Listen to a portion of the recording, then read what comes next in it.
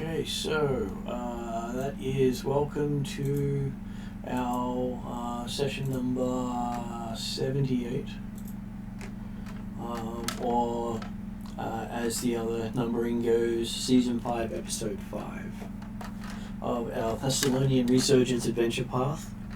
And tonight we have 4 players online, so we'll start with Jeremy, because he's the only one not on mute. Well, good evening all. Yes, I'm playing Cordar, the half-human, still trying to return to his elven roots at this stage. But yes, half-human, warrior of Sandpoint, would-be hero of the Pathfinder Society, but also currently constantly trying to fight off the insipid encroaching effects of the Shard of Greed that he agreed to bear. Well, it is an interesting aspect, trying to figure out which is the best part of the society to be part of. Next up we have is Mark. Hello, I'm playing Sparky, the ever-go-lucky dwarven rogue who feels the need to see somebody of a very lovely church, get rid of any sort of demon aspects that have involved in her life in the recent weeks, kind of thing. So, but she's feeling a little bit happier at the moment than she was last session. So. But what, you're happy that your mount's turned out to be a devil and has been trying to corrupt you? I'm happy that people believe that I wasn't going crazy. So. Unless, of course, that was all a dream. Yeah, the dream bit that kicked it all off. But I feel a little bit happier that I feel that I might have a couple of normal days for once, if that makes sense. Mm-hmm. So, I can't guarantee this, but we have a lovely DM who loves to poke certain characters. But I understand that if he has to do that, he has to do that. So. Okay, next up we have is Josh. Hello, I'm Josh. I play Parry, the buffest wizard known to man. The luckiest as well. What? We just start yelling plot armor. Plot armor. Oh, did you just say that you? Yeah. So Parry's a scrawny, smart-ass wizard who, I believe last session was overly suspicious about Sparky's horse and caused a lot of issues for the entire party when that horse turned out to be exactly what it was. Yeah, no. Well, Dispel Magic does come in handy. It does. Dispel Magic does come in handy. And as much as Dooza desperately wanted to solo it, Parry saved the day once again. Which then brings us over to M.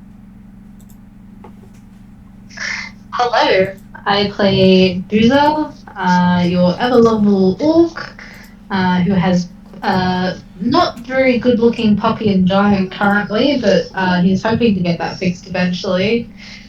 I tried to do what I thought my god wanted and solo my arch nemesis, and I'm currently breathing dirt, but I'm alive and unconscious. But, it could have been worse. On the bright side, you've now had multiple party members fulfill their promise to help you fight the Sandpoint Devil. That is also true. But I at least, in Dooza's mind, he did as much as he could before valiantly going down in battle. Okay. So, does anyone want to give a recap of last session, even though it was a month ago?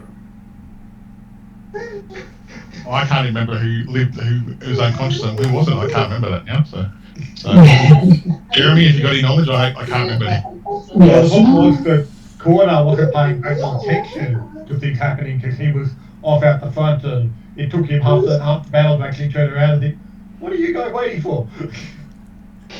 Yeah, so recap from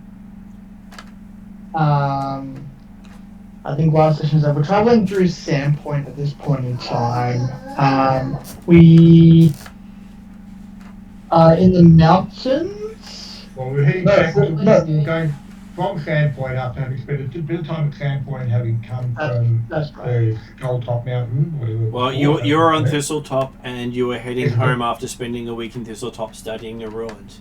And as That's you were right. heading back through the graveyards of those who have died previously, Yep. Yeah, Uh, I was trying to think why we're heading back zombies through started, them.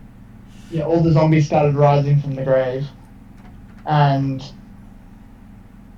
Harry had a sneaking suspicion about a horse and decided to cast Dispel Magic and turned into the Sandpoint Devil, of which I think we spent most of the session trying to throw as much as we could at it. and you feel successful, it disappeared. It did disappear. I don't think... Cordar was just No, about, or might have. No one thinks it's dead. Yeah, so I think Cordar was just about, or he just activated his channeled his inner battle, wielding sword and whip, flaming sword and flaming whip together. Yeah. I think Harry that day tapped out a lot of his spells. He did. A lot. He hasn't done that since the last time he got into combat. Dumped all his spells. Yeah. Yeah. It's always interesting if you're going to find yourself in multiple combats for the day that you tap out in the first combat. Okay, so we pick up this session from you entering Sandpoint after defeating, or at least as far as you believe, the Sandpoint Devil out by the coast. So Josh will be back in a sec. His one half of his headset has decided to die. And you have to recharge the whole thing? Try your other earbud, it should be fine. Anyway, he'll be back in a few. So it's always Well, nice actually- when technology helps you that way. Yeah, actually he might we might get Mia ready for bed now, so I'll be listening to quiet and Josh will be back on in a little bit. Well, good. So that means that it's now Sparky and Cordar up front as you return to Sandpoint, with the other two being a little tired and quiet behind, having overextended themselves. Obviously, Cordar just fine because he's leading the way. Sparky looks a bit worse for wear, so from what I remember, I did go unconscious from memory, so and I go, okay. Hey, Cordar, do you reckon they'll let me back in the town now, or not?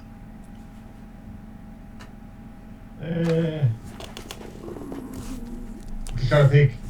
Did Sparky disgrace herself at my house? I did drive away your house from memory, That's and what I it was. Yes, that's right. Yes, you were causing rotting wherever you go. That's why I was thinking we had got back to Sandpoint after visiting Thistletop, but then we headed out again. You decided you're going to head back to Thistletop, I believe was the thing. Yeah. And if nothing else, get Sparky out of Sandpoint. Or more specifically, am out I of Cordar's house. Am I on somebody else's mount? Because I don't have a mount anymore, by the way. Oh, you've got a pony. No, I don't have a pony, man. There's no such thing. There's a pony with all your gear on it.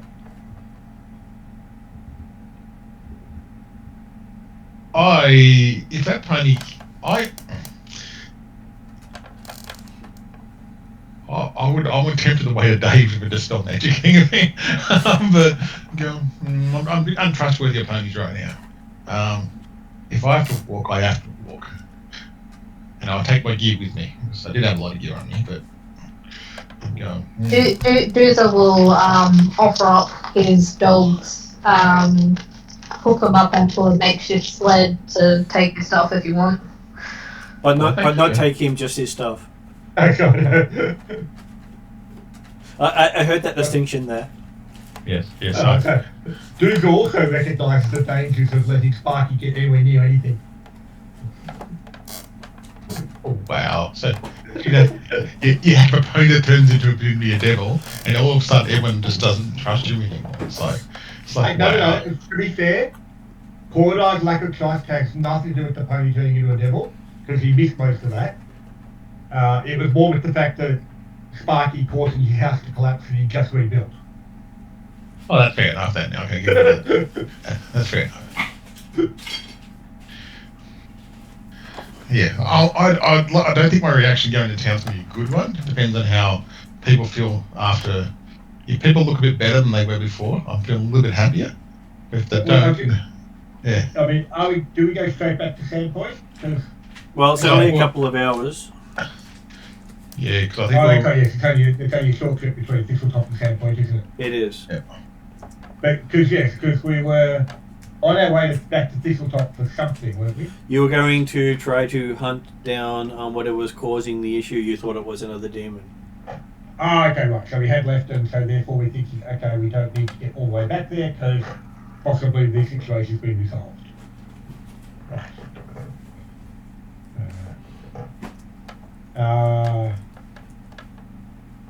Yeah. I'm sure we'll find out what sort of reception Sparky will get. Presumably, there's no longer, when Sparky stays still for 5 minutes, the plants around him don't die at the moment? They're still with her. They're still with her? Yeah. Okay. I would suggest we're not going back to town then. I think we're going to go see Lady Highmarsh if we can find out what it was. But I think that was one suggestion I got told. But There I was going to go to the there's a temple there to help with my issue. But I thought think that there was going to be something at Thistletop that might have helped? I thought we're taking a long route to. We'll go back to Magdamar. Yeah, that's what I thought, but was I wrong on that one? Okay. Well, hey, when Magdamar's to the south and you head north, you're definitely taking the long route. Okay. Okay. Well, I think we were trying to find out whether it was the devil or not, but anyway. I'm just gonna pause my mic for a sec. I think okay. needs to ask me a question. That's okay. But yes, I'm thinking that I can't remember as a player whether we had specific reason to head back towards Thistletop, but I'm not seeing a reason to go back into Sandpoint based on what we know so far, i.e. the ground still withers around you. Yeah.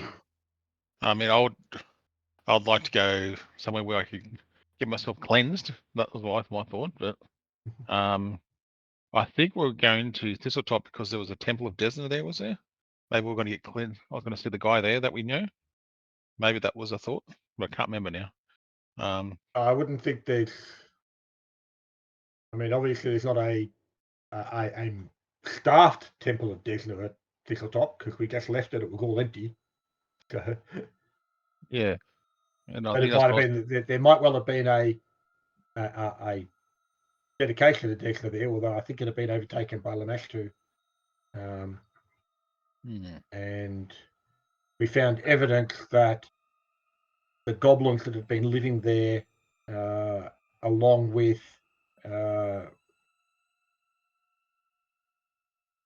some priestess of Lamashtu, that's gone out of my head as to who it was. But like I say, that they'd all left, but not necessarily left without due cause, and they could easily come back again. So. Yeah, I thought we were also going back to Magdamar to explain what's happened and hopefully cure me through the help of Lady Highmarsh. I think that was. I know I was looking for. Yeah, I'm certainly happy to be heading back towards Magdamar. Yeah. As long as we bypass Sandpoint on the way back. Yeah.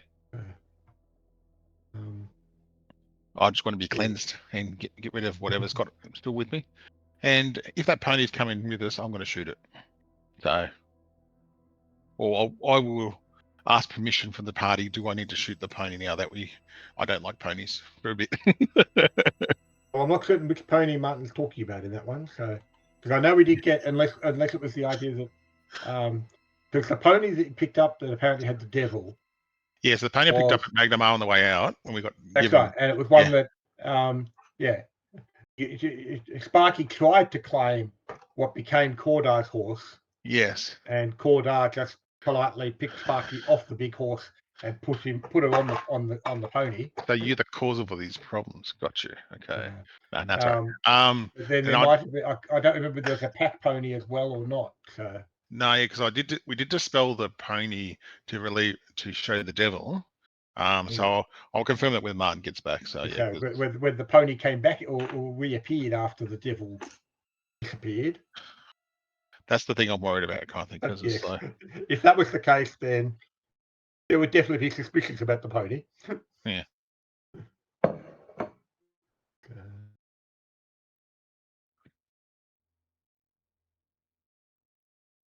But yeah, so I'm just hoping. I'm glad to be alive and not devil mincemeat. And I think Parry was the same thing, and then. Oh, you saw you alive?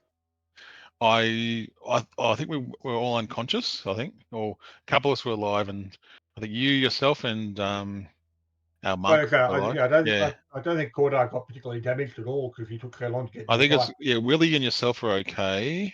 Because Luna wasn't there, so I think the rest of us other three were all down. I think you did recover us all before we left that night. Yeah. But I'm just wondering whether or not you're actually still alive on the fact that, well, seemingly, you might be a revenant because you're still causing everything to die around you. Oh, okay, a rogue revenant. Oh, cool. Never thought about that. I thought, oh, okay.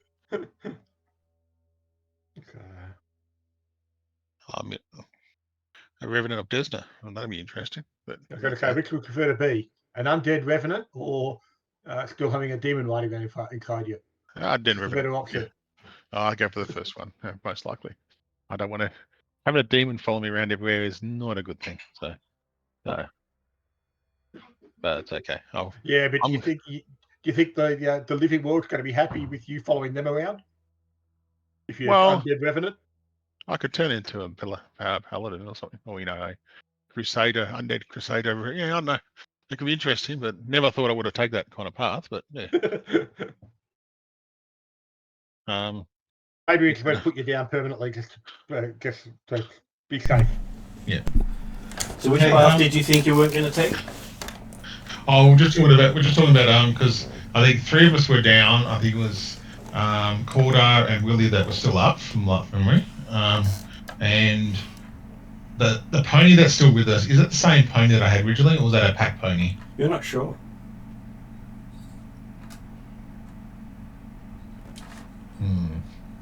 Well, was there a spare pony in the party?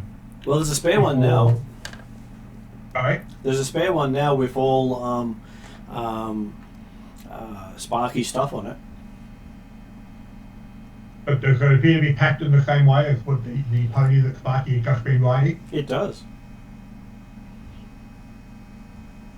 So what we're really hearing or seeing is, and again, Cordar's still trying to catch up on events, and obviously this has been part of the conversation as to while people are getting their first aid done and things like that, like a medicine check over the next hour or so before we try and move anywhere. Though there's also a possibility that Sparky was riding the wrong pony that day.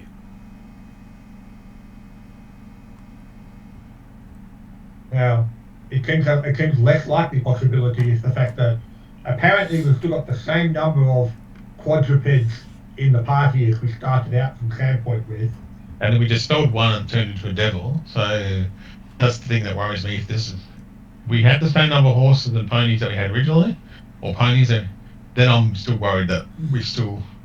Well, the number of horses has never changed because you didn't dispel a horse, and the number of ponies is still equal to at least one.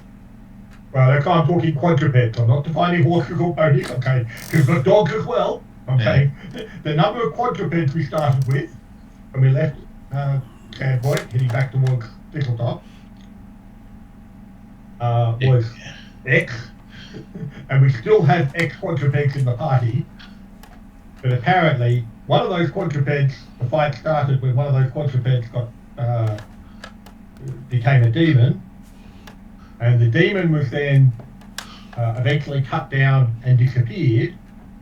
Are you sure it was a dispel? It wasn't just a summon demon in place of pony? Well, Cordar's not sure of anything because he didn't notice the first half of the combat. So. Well, the person we need to talk to is not online right now, so I can't really just confirm this spell type. I'm not a spell person. So, but all I know is that all of a sudden my pony turned into a nightmare, and I had jumped off it somehow, and then it started talking to everyone, not just me. And then we knew, oh, okay, we have to kill this thing. So, but we then, hang on, somebody has to kill it first. So we all waited and waited and waited and waited, and then realised that, okay, we're going to have to do it, otherwise we're all going to die. So, yeah. So, okay, we got distracted. In between dealing with skeletons and zombies and all that kind of stuff. That's right, okay. Cordar and Willie were holding off the skeletons and zombies, giving Duzo a chance.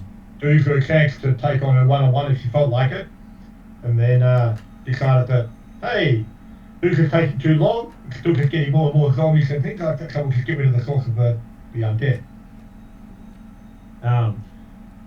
And then I once we're all kind of a little bit up, I would, if Cordo asked the question, what the hell happened, I explained exactly what I saw to him and saying, okay. And he's saying that obviously the pony did not turn into the nightmare because the pony finished just over there. And I go, what? It did, because I was on it, and like, and I'm going, I feel like I'm losing my mind again. But I go, okay. I explained all the history of all my voices and all that kind of stuff, and I let it all out and try not to break down into a little dwarven female going, oh no, this is too much for us. So how accurately do you describe the history of the voices? As I described the walking on the ceiling stuff, the first voices I heard, I thought, oh, strange, and yeah. And then I talk about all the voices I heard downstairs in the catacombs that we were, and I go, and then I feel that this thing has been taking bit and pieces of me bit by bit, I think. So, yeah. As you tell Corda the name of the person... No, well, hang on. I know better than that, man. Okay, give me a wisdom saving throw. Oh. Will save. Okay, that's fair enough. You got a reroll there tonight? Technically we could, but I might end up rolling the dice for you. I do have a nice little black dice there. It's been better than what I've got right now. I'm just putting it out there. So you're happy for me to roll the dice with the cursed dice? Okay. It won't be better if you roll the dice. We've got two of those on there. Well, I've only got one on my dice right now. That's why I'm asking these questions. So, I'm sure it must be a better chance than me keeping with the current number I've got. Yes, yeah. That's not a A bad 1 in 10 chance is still better than a 100% chance. What'd I get? You got a 19. Sorry, 17. 17. On the die. Well, okay. Where's mine?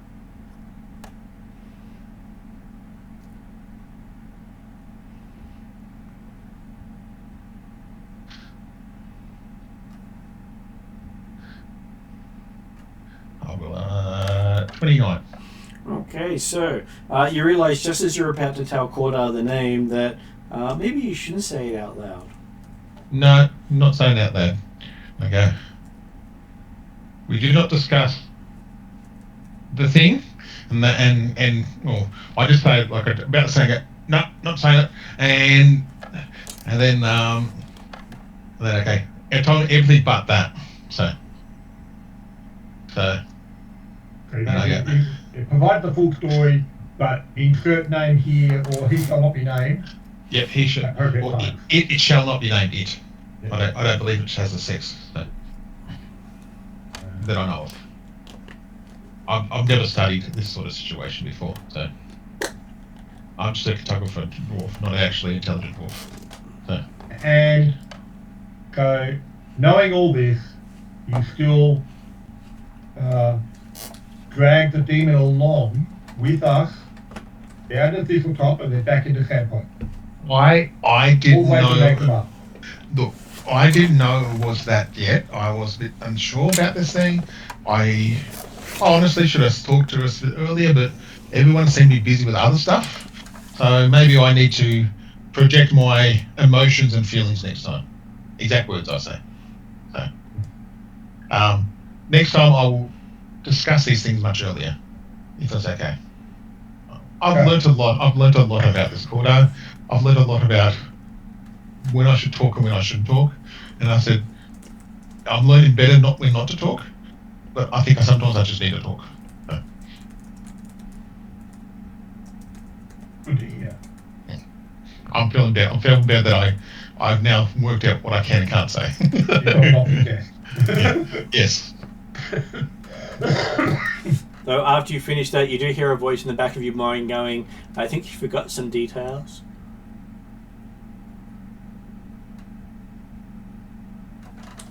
So the end of the story then. Okay, so Cordo will be going towards Parry and saying the idea of obviously, we have to talk right now, but asking him the question of, hang on, so he's saying that you did something that exposed this pony into a devil, but the pony's right there and the devil's gone.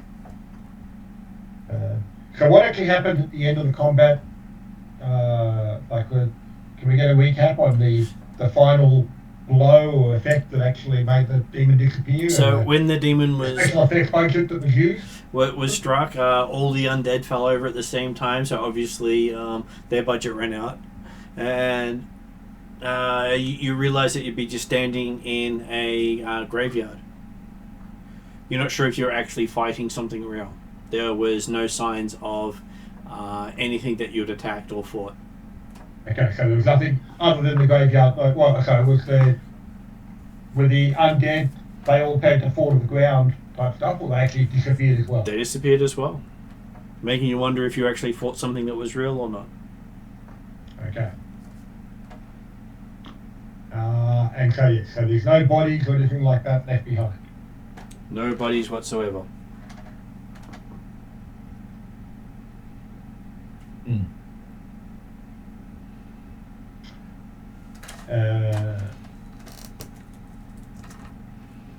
So really, he called a mass hallucination caused by whatever magic that Harry set off.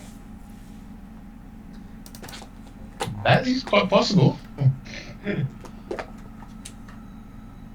I can't vouch for that. Harry, what do you have to say for yourself? We hear nothing. He's not denying it. I'm just saying that, Cordo.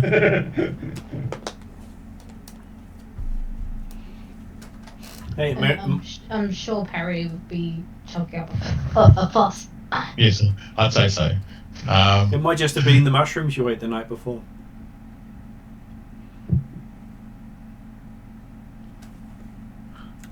Well, I think, yeah. It could have been that in the sense that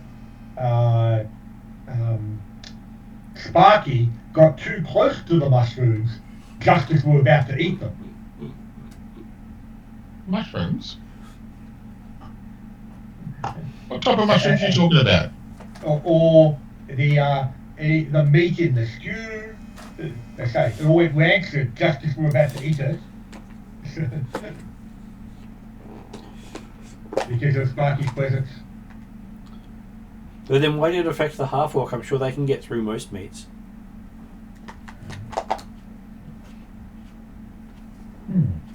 The half-orc saw what she wanted to see.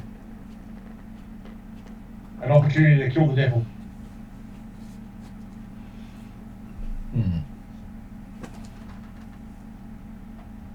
I think we still need to go to Magnemar to see it later on, Rush. This is a bit more than I think we can handle if it's still ongoing. Except, I also then come back to the concept of, did you survive? Are you alive? I check my pulse. I seem to be okay. Give me a medicine check. I knew you were going to do that to me. I don't think it's a secret roll. I was going to check and see if it's... Well, presumably, it had to do medicine on him to actually get him up on her to get him up and standing again. I love how you say you think. She was unconscious. Mm. Unless, of course, we just sat and waited, which is probably also a fair option. Probably. I mean, Doozer also had to get helped up. Yeah. So I know I ran away in fear, then got hit by a couple of zombies, and then lay down, and then the zombies went to attack other people. So I think, from memory. I mean, I'm guessing that, yes, we did stop for an hour or two to recover. Probably not in the middle of the graveyard, like we did actually move on from the graveyard or back from the graveyard one way or the other, because it was the easiest way out of the area, the shortest way. And then found a good spot to sit down and bandage wounds and things like that. But yes, we were discussing before about whether, in fact, Sparky was better off as a demon, someone with a demon inside of her, or an undead revenant that was still walking. Considering the effect she's got on the world around her, everything dies in her presence, except apparently demons and undead. Well, again, we don't know exactly what we saw or are up against. Did you want that check? I'll give you 17 was on for that check, Martin, if you really want it. So what did you get on your medicine check? 17. The 17 total? Yep.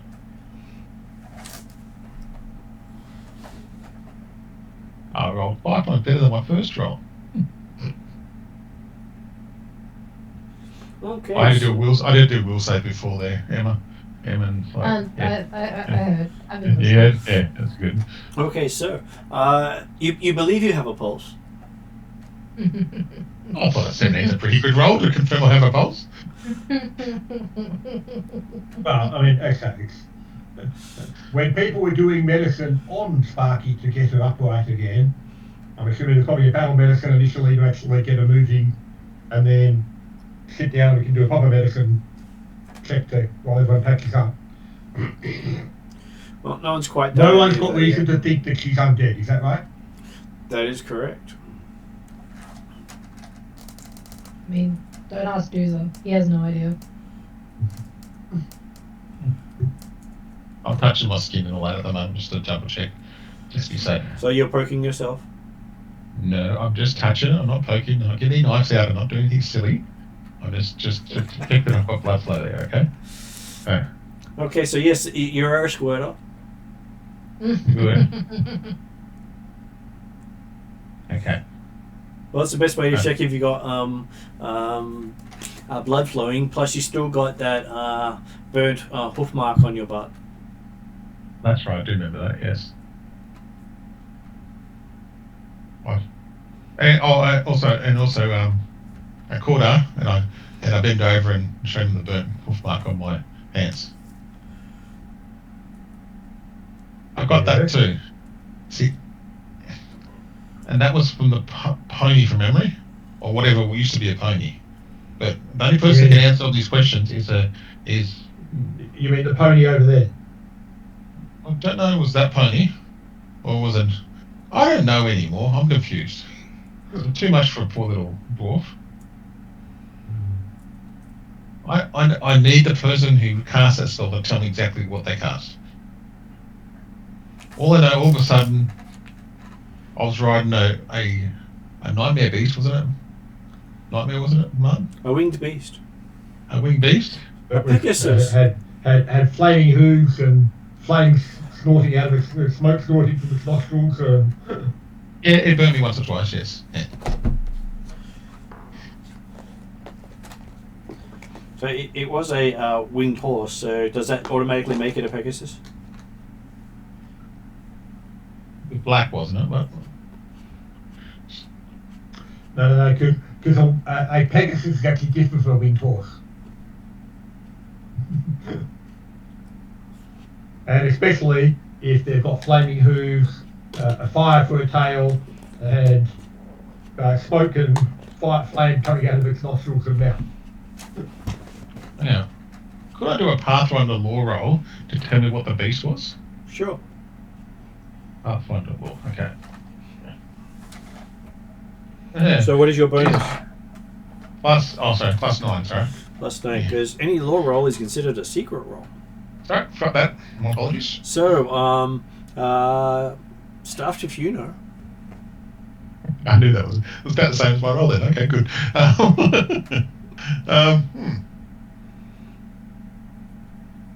I'm just looking at Parry going, my twin-linked friend, and going. But on the bright side, you didn't critically fail. No, that's good. That's a good thing. But it was more going, well, I saw it. I don't know what it is. I honestly think we need to go back to Magna. Descriptions of the nightmare. So. Yeah. But hey, if it was all in your mind and or our minds, then yeah, I'm pretty sure it wasn't. Build in the pictures of a nightmare. Yeah, pretty sure it wasn't just me that saw this thing. I'm feeling. I'm looking at everyone else in the party, other people in the party that were there. So, but the Parry, Duzo, Willie's just shrugging things off and just whatever. Something I'm trying to remember, Martin, is was there actually anything at Thistletop that we thought would be able to fix or at least provide any information about the fact that Sparky was causing things to decay by her very presence while we were in Sandpoint? I can't actually remember why you're going back there, to be honest. Right, okay. But I believe you wanted to go there, so I went, okay. Well, I mean, to me, it's a case I'm happy that we're going away from Sandpoint. I didn't really care what direction it was, as long as it wasn't near my house. So, yeah, because I couldn't remember if we were going to... There was a temple there that I could go to Desna for, or whether we were taking the long way to Magnamar or something like that. I can't remember now either. I mean, it could just be the fact that it was, hey, it's only a few hours to Thistletop, and we know that's a that's right. location. I remember why you're going there again. You're going to use the portal network to go back to Magnamar and save yourself 2 days travel. Who set the portal up in Thistletop? I can't remember which one of you did. I will check my notes because one of you did. Was that? I mean, obviously it'd be a good thing to have it because it meant that we were going to arrange for other Sparky did. researchers to get here. Yeah, I thought I did. Yeah, Sparky, I did. Sparky, right. Yeah. Which would explain why you're going back there. That would explain it indeed, because we weren't going through the portal at the bottom of my house. Well, I wasn't allowed in your house ever again. But that's probably the first problem. Yeah. I wasn't allowed in town, as far as I was aware either. So, okay, well that certainly answers that then. In which case, we might as well keep moving towards Thistletop. Yep. We'll bring the pony with us. If Sparky decides that she doesn't want to ride the pony, then, well, we're in no particular hurry to get to Magnamar as far as Corda is concerned, so... Okay, you spend the next hour or so getting to the edge of the cliff, facing the Thistletop. Yep.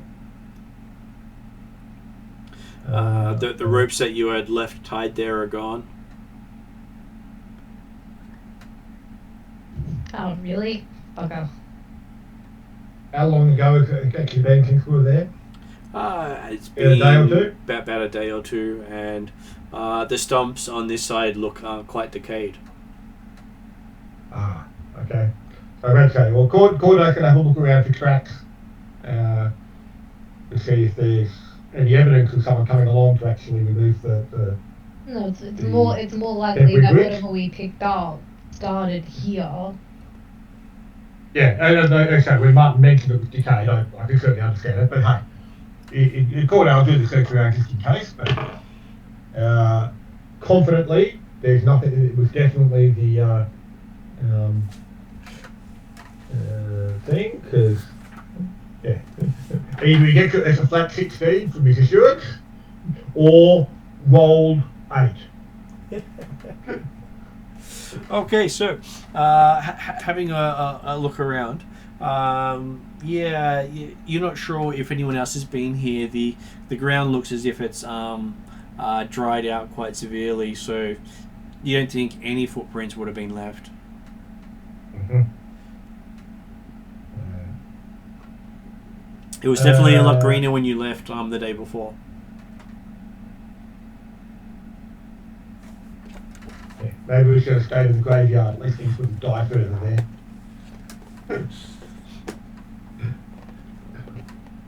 we could have just buried Sparky there. That would be safer for the world. Aww. I'm sitting 10 feet behind everyone at the moment, so I'm not going. I feel. Oh.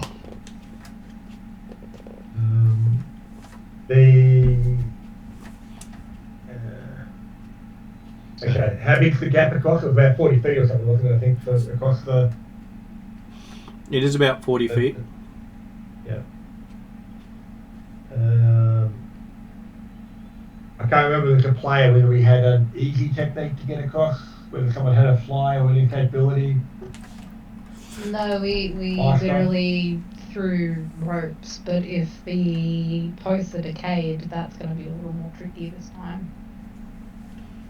We might have to walk across or something. There is no walking. It's either I believe scale Sparky or clear. believes Sparky can walk on air. Sparky's that good. No. Sparky's not very confident in himself at the moment. No. Sparky, okay, I'm sure that Sparky does not think he can walk on air. Walk on water after climbing down the 200-foot cliff and then coming back up again on the other side, no problem. But maybe we should invest in dwarf tussin. Yeah, but that involved touching Sparky. Wow. So much hatred. I don't think he wants to lose his hands. I guess what we could do is we could get a rope, get Sparky to tie one end of the rope around her own waist, and then Doozer and Cordar can work together to get Sparky on a big spin, let out more rope, and then fly her across to the other side. As soon as the rope holds long enough before it decays. I can see so many things with this round, but I don't know why. Just you think of me doing anything I touch or get in right now. I can't see how that's going to be a benefit to me right now. Well, is there any other way to get to this top, Martin, or is it the quickest way? Well, the quickest way is teleportation. That's always the quickest way to get anywhere. Oh, sorry. I mean, by foot. Or actually, no, what we could do, we'll walk to Magnamar, and then we'll be able to get the teleportation circle back to Thistletop. So then we can take the teleportation circle to Magnamar. Yeah, sure. That's thinking outside the box. If caught up in that out loud, I'm giving him a real strange look right now. Going, really? I'm the one who's got the problems, and you bring that up. It's like, okay. Well, no, that's fine. There was the thing that he definitely didn't say was the idea of, yes, with the rope tossing, the rope tie, and okay, well, we get Sparky across on the other side, and then we let go of the rope and walk away. But again, that kind of thing he didn't say. He thought it. Never. You sure? Is there any way by foot except for going across the cliff of getting to the top? Or is it done here? Because it's like out. It's out from like this sheer cliff. Like there used to be a bridge across. But the party burnt that down. Sorry? The party burnt that down. That's what I mean. That happened. That went away. Well, probably technically a couple of years ago now, I think, or maybe a year or two, because of the timings. Because that went away before Sparky and Cordar joined this particular team. And then, yeah, when we got there this time, we managed to get a rope across. So your suggestion was basically there was a pillar on the other side that we were effectively able to lasso a rope around, was it? That we did last time? That's what Yeah, you did that's what we last did. time. Okay, well, I guess we can take a look across and see if the posts are decayed. Is there anything on the other side that might be able to catch a rope or a grappling hook or anything like that? The stumps of the post on the other side are a lot smaller than they were. Mm-hmm. You're not sure that you could and actually get them And there's no hold. trees or anything like that? No, but there was not a lot of foliage on the island to begin with, and now it's just all rubble, so anything you grab onto might come off the cliff with you. Okay. Well, Cordo's happy to give a bit of a code first of all anyway. We'll try with a grappling hook attached to 100 feet of rope. And we'll see if we can catch or get a good enough dig on the other side to at least grab a bit of a toe hold. Okay. Give me a athletics check.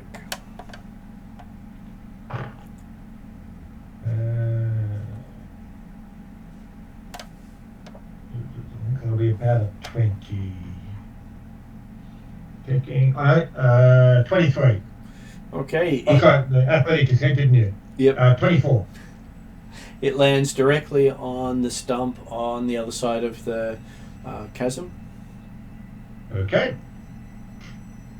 And does it manage to dig into the stump enough to It does, give and it a bit of a tug? when you tug it, you see the stump come right out of the base. Right. Seems it had rotten quite severely. Shall Dooza have a go and, actually aim for dirt instead Well, I of was the going to say, stump? or possibly you said there was rubble to the building and stuff like that. Does that mean there's large There is. boulders? It could be a... Most of that is about 60 to 80 feet from the edge. Yep. It would be quite hard to march Okay. into, presumably. We have got well, you say it's got 100 foot where it's got 150 foot where it's got more than that if you dig out the bag of holding type stuff. But the ability to throw rope with a grappling hook is not that far. Absolutely. Trying to throw it that far is certainly going to be a difficult throw. I would happily aim for like the dirt, not the cliff face, but a little bit in from it, to try and get something that's not gonna crumble away. If you want some help. Right, so happy to give it a try if you like.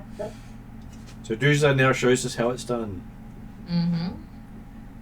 Athletics check, was it? Yep, athletics check.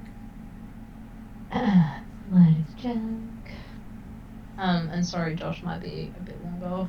We understand. The person who just delivered our pizza knocked on the door really loudly, and then proceeded to knock again 5 seconds after I didn't answer the door. Because, why wouldn't you wait like a minute before? Because they want to rush off to the next delivery and make more money.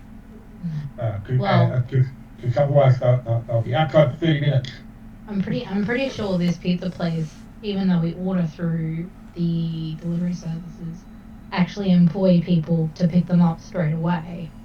So they're actually coming in a weird roundabout way from people who are, It's part of the actual pizza place's delivery service, not the yes, the Uber. mobile. Which is kind of dodgy and probably against the TOS of Uber Eats and Menulog and all that jazz, but whatever. There is technically no authority or regulated rules around it, so you know what? Cowboy away. Yep. I'm sure that means they get double paid, once by Uber and once by the pizza place. Yeah, kind of. which might actually make a living wage for them. Who knows?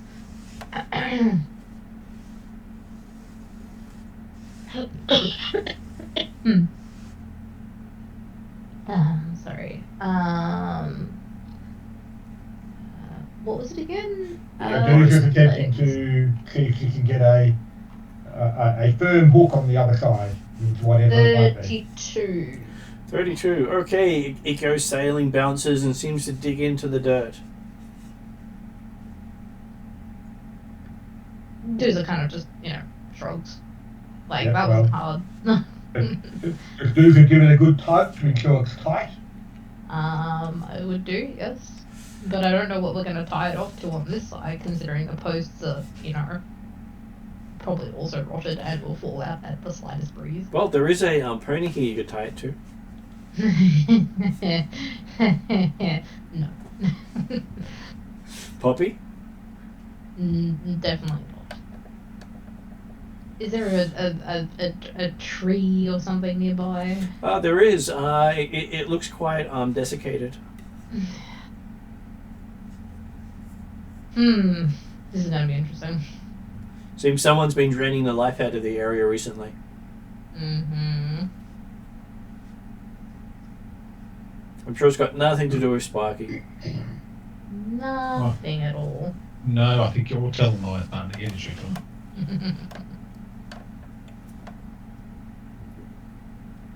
I blame the bird hoof thing. Mm-hmm. Unless you're sure we didn't pick anything else up while Unfortunately, you we're were at... desiccating thing before you got burnt off. Oh, I don't. That's what I was thinking just before. Did we pick something up downstairs that we've got with us that may be causing all this? That I've got. You can't remember. So, how high I know. Hang on. I know.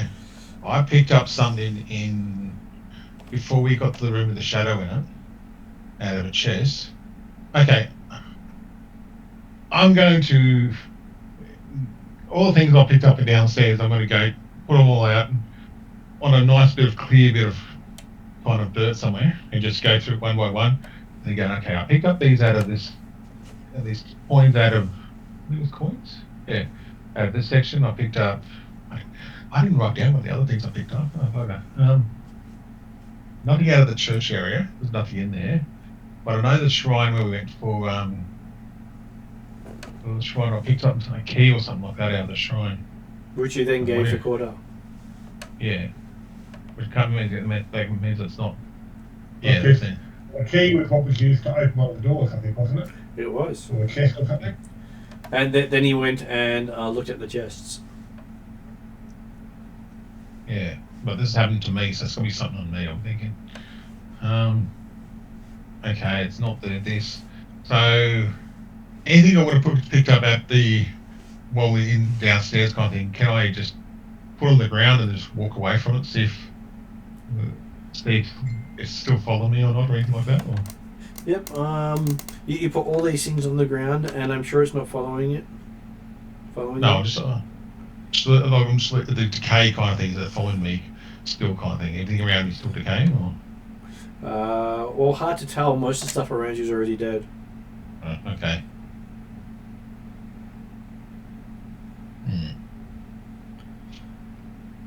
So is Sparky admitting to collecting stuff without having told the party what she collected? Oh. Well, it's now out in the open, and she's left it behind. Time for Corda to collect it all. Well, the idea is there anything in that collection that we weren't aware of? Okay. Just making sure I've got the right notes. That's always useful.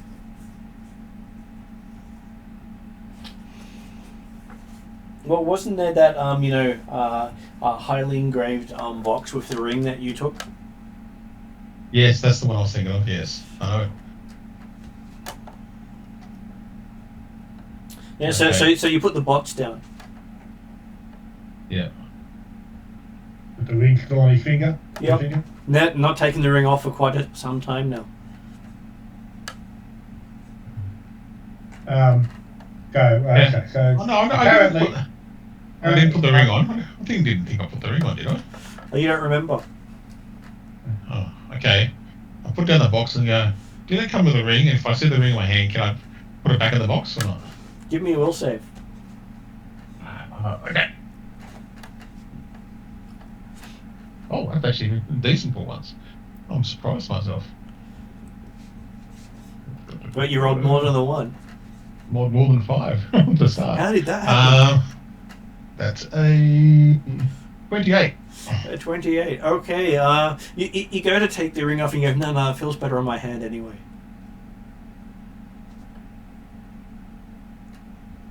And I'm presuming we all see this happen.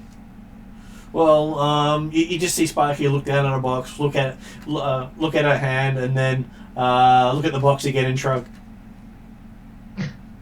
And walk away as if, okay, yes, I've placed everything that I found or that was collected at this location.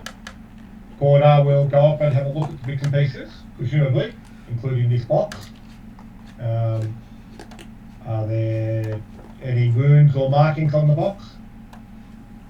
Okay, so the box itself is covered in fine symbology that reminds you of Thassilonian writing without actually being writing.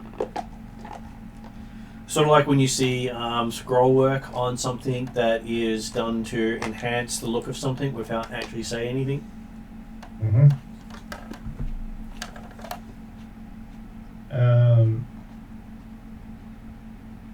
And inside is fine white sand. At least you think it's sand. Could be something else. Could be magical sand.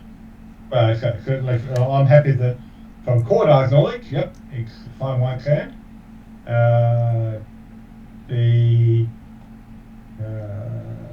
Looking towards Harry, is any of this stuff magical or cursed or anything in any way?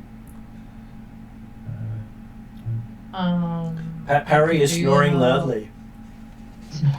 I'll go and keep Harry awake.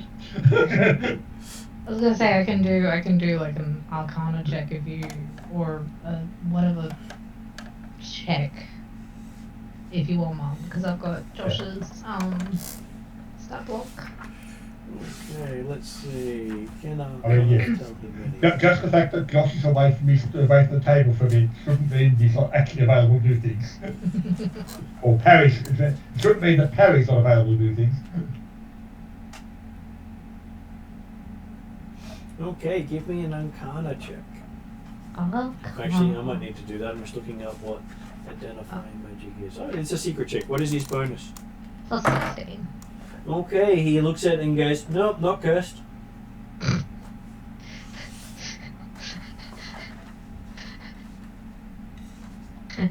Did you recognise what it is?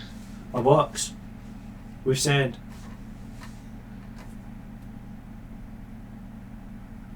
Am I being obvious when I look at my hand at all? Can you say, sure? No. No, okay.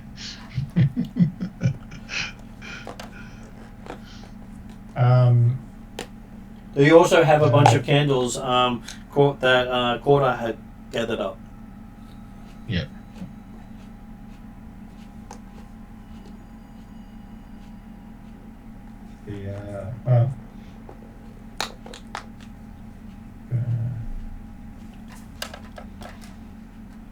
Considering the fact that the corner has not been causing the effect. Now, maybe that's because the candles are put away in extra space, but hey. I'm not really seeing the value in trying to pull out the hole at this time. But yeah, so when Parry's looking at the stuff, obviously, yep, the focus is the box, but any of the other stuff there look that might be causing the problem? He says, no, it doesn't look like anything there is magical at all. Expensive, but not magical.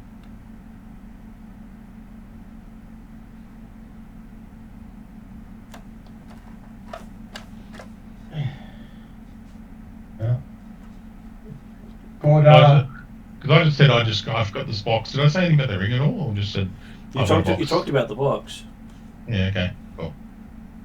I'll check. But you didn't actually say the name of the demon. You haven't said the name of anything about the ring either. Oh, Mark, why do you get yourself into these things? Oh well. But certainly, yeah, Cordar's aiming to, particularly when they say some of the stuff looks well made and potentially expensive, he's making an active effort to not pick it up, not collect it, and step back to allow others to take it up if they wish.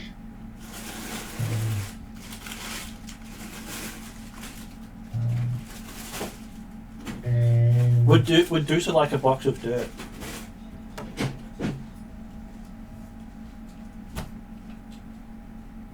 Might be sand, but I'm sure you can sing you've got a box of sand.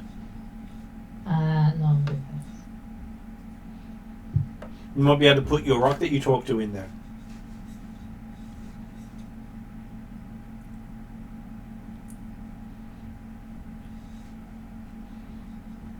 or you'll be able to feed it to your big red rock eater when it goes on a diet.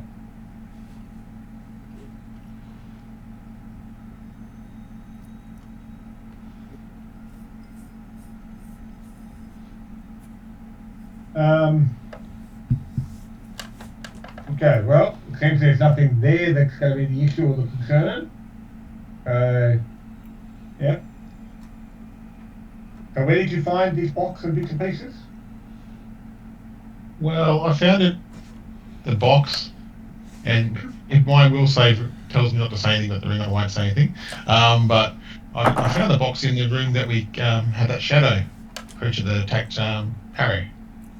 Sorry, Mum, to answer your question, no, Juicer does not want a box of dirt. Not even to put your rock in. Harry might. Sorry, what? Not even to put your talking rock in. I thought my talking rock? The one you got from something like session 2 or 3. It's a little glass bead, and I'm pretty sure that's fashioned into an earring that I wear, that I talk to. Fair enough. So it's a rock. It's not a talking rock, but it's a rock you talk to. Well, it's as far as you're aware, it's going to talk back yet. It's a little glass bead that I got told that if I tell my worries to it, all will be well, kind of thing. And it has been so far. Mostly. Well, you haven't stayed dead yet. Well, I was going to say, so tell all your worries to. Is that a bit like writing things in a diary that you find? Jesus, like, what's writing?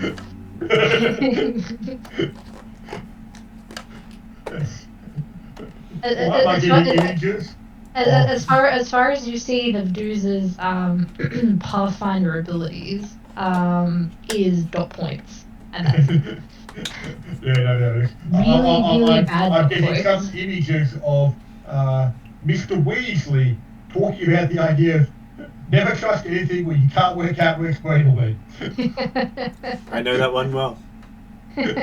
Yes, kind of.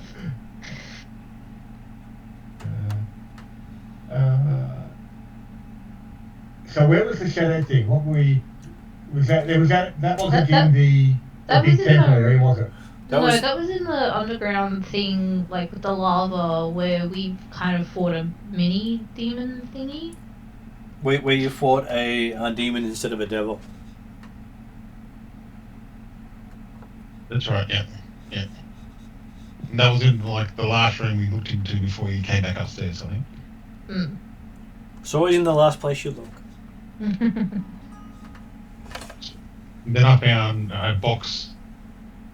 We found the box. Yeah. 4 Victors, 2 6 today.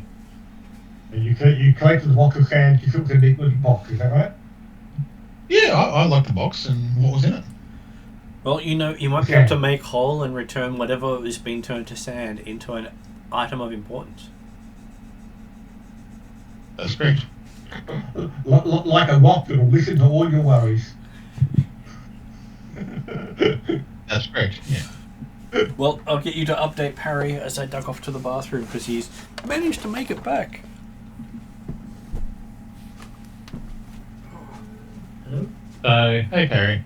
So, Barky decided to pull all these items out and thinking that it might be something that she picked up that's caused all this decaying stuff. So I Parky pulled out. admitted to having pocketed things without letting the party know. Oh, it's a rogue. It's not unusual for me to do this. Hey, look, and I say, Parry does it too. Okay, don't just blame me for doing it. And then I pull out the box, and then I said, the only thing I remember picking up was this box and whatever was in it. And then and then you did a magical arcana check on the box, and there was nothing in the box that was an issue. But we're just trying to think All the what other else. bits and pieces were apparently all Yeah. normal, non-magical, not caught, not cursed. So Yeah. So we still don't know what's causing my curse at the moment. So as a player, I do. Does Harry have any method of flight or long jump or anything like that? Nope. Because we worked out how to try and get back across to Thistletop, because the ropes and the stumps, the ropes that we had to get across and the stumps that have been tied to, have apparently all decayed down to nothing. We've now managed to toss a rope over there and with the grappling hook and get it somewhat fast in the dirt. But there's not actually anything on this side to tie off to. Now that certainly does allow us to get some people across, because the obviously Doomsday and or Cordar would be able to support and hold for at least some people to get across.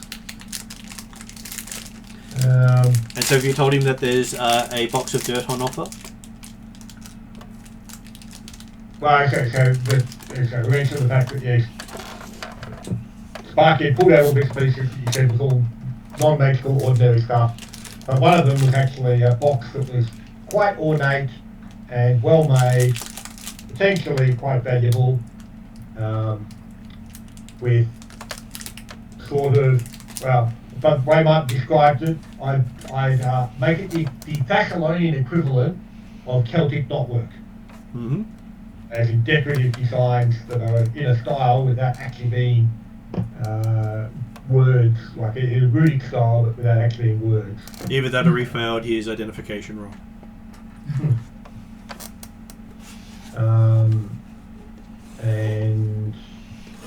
But yes, which Cordar specifically avoided picking up and claiming as his own.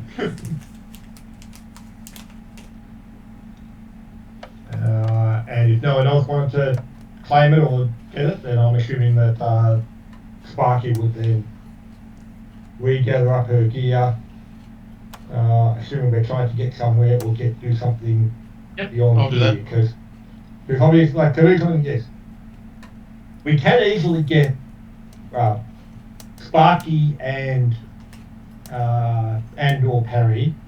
I suspect we could easily get across to the other side for purposes of weight.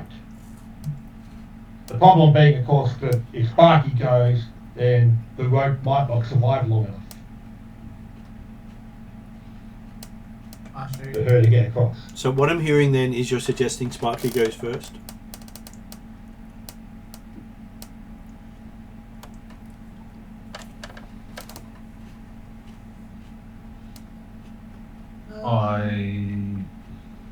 But he's expressing the concern that the rapidity at which Sparky manages to disintegrate things at the moment, and yet none of Sparky's clothes is broken. Sorry? None of Sparky's clothing or gear seems to have deteriorated. That's what I was about to say. Presumably Sparky's backpack and everything like that seems to be holding together perfectly fine. So. I mean, the rope and the hook that we've just sent across presumably also hasn't decayed. Well, Sparky hasn't actually touched that or been near it yet. So. Well, it might be worth seeing if it does. Yep. Would you like me to go? Okay. Cordar suggests someone try giving something to Sparky and just better hang on to it and see if it has any issues or problems. I hold my hands out. Cordar is not actually offering anything. He's suggesting someone do it. I still hold my hands out. I'll toss, I don't know, a bit of food, a bit of dried food, the food that I know that's good. I catch it. Yep. Sparky's now got some jerky. Okay. I'll look at it, wait. Anything happen to the jerky? Well, it's dried food. It smells like people's souls. Possibly try like a. How would I know? Hang on. How would I know that it smells like people's souls? Well, you smelled your own boots at some point. Oh, people's souls. Okay.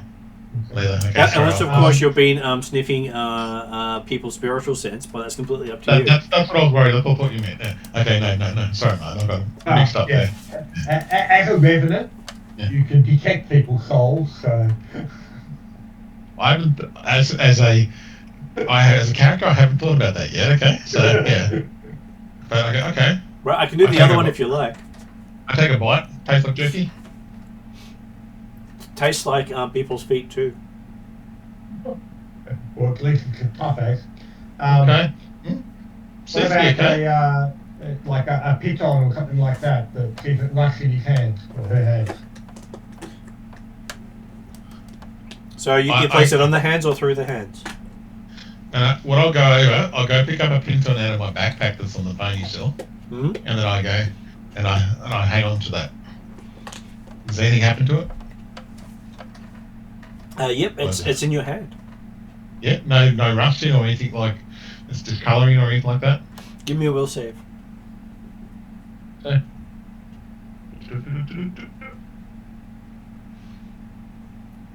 23.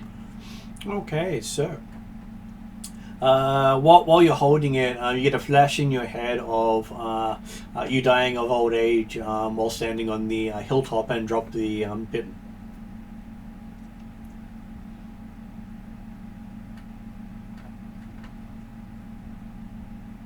Okay.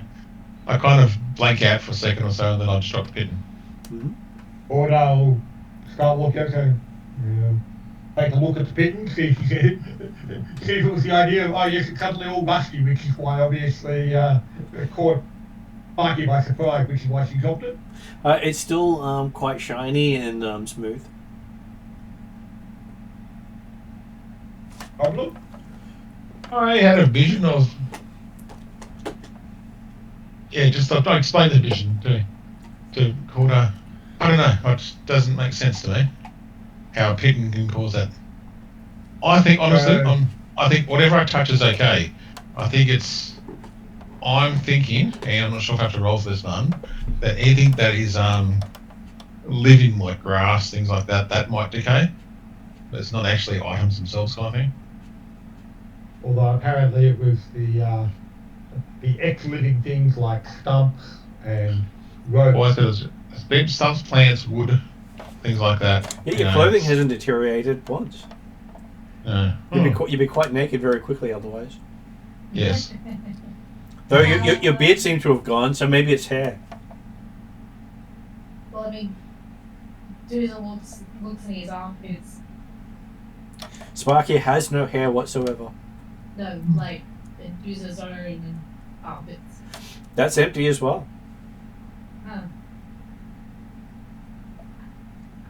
I think we're going to be okay, Corda. I trust that this is going to be okay. Okay.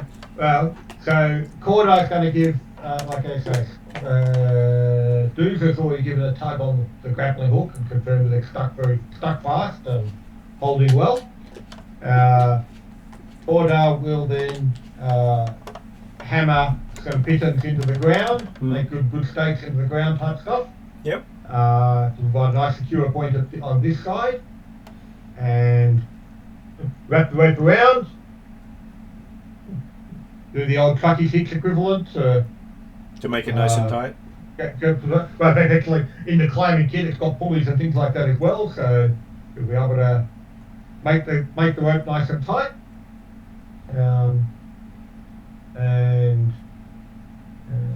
So tight that an elf could probably walk across. Does this mean it's parried? It's so tight that an elf could walk across the rope. Does this mean parries up because he's more elf? Probably. So I think what's the balance check for tightrope walking in Pathfinder 2?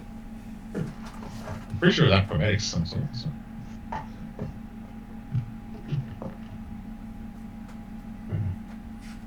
But it's all right, because I'm not actually planning on trying to tightrope walk it. Okay.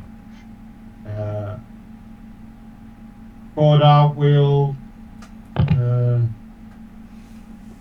It's considered a master do a check. test. It's a mastery check to do a tightrope walk. So you're expecting it to be quite a high number. Oh, yeah, okay, yeah. So you need to be at least a master to be happy. Yep. No, but okay. Cordo basically going to go for hanging underneath it, hand over hand, legs hanging on as well, and to basically aim to go across the rope in that manner. Okay. So I believe that is a climb check for you, which is athletics. Okay. 13, 25. Okay, so yes, you make it over without any problems. Okay. Though I will give you a perception check as you reach the other side.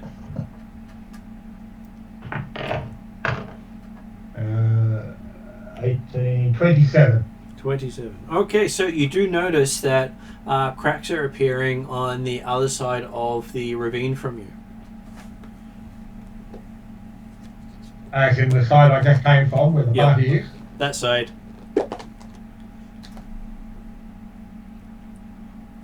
As in there's appearing to be cracks in the cliff face underneath them. Is that the... That is correct.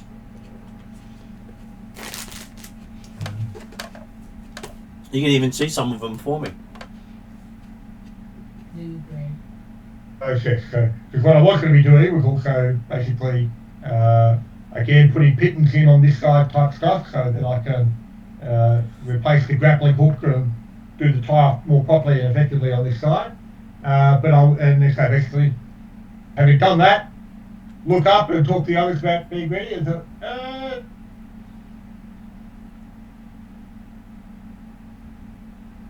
you appear to be crumbling the cliff on your side. He shouts over the distance. I moved 20 feet back from the cliff. I'm being a bit cautious these days. And so then the disablement go a lot more deeper into the cliff. Marvelous. What's the worst that can happen? Well, I think I'm doing the right thing here, but I'm still getting negative thoughts by other people. But anyway.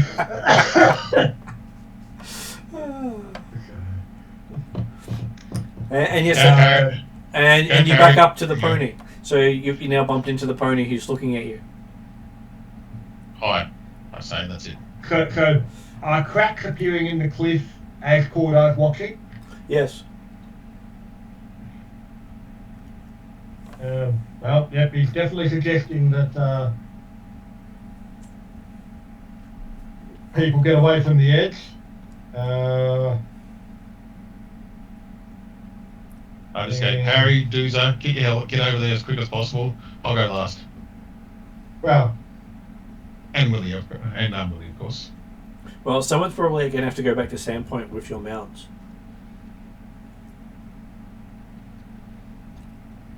and also the dogs are probably going to be hard to get across.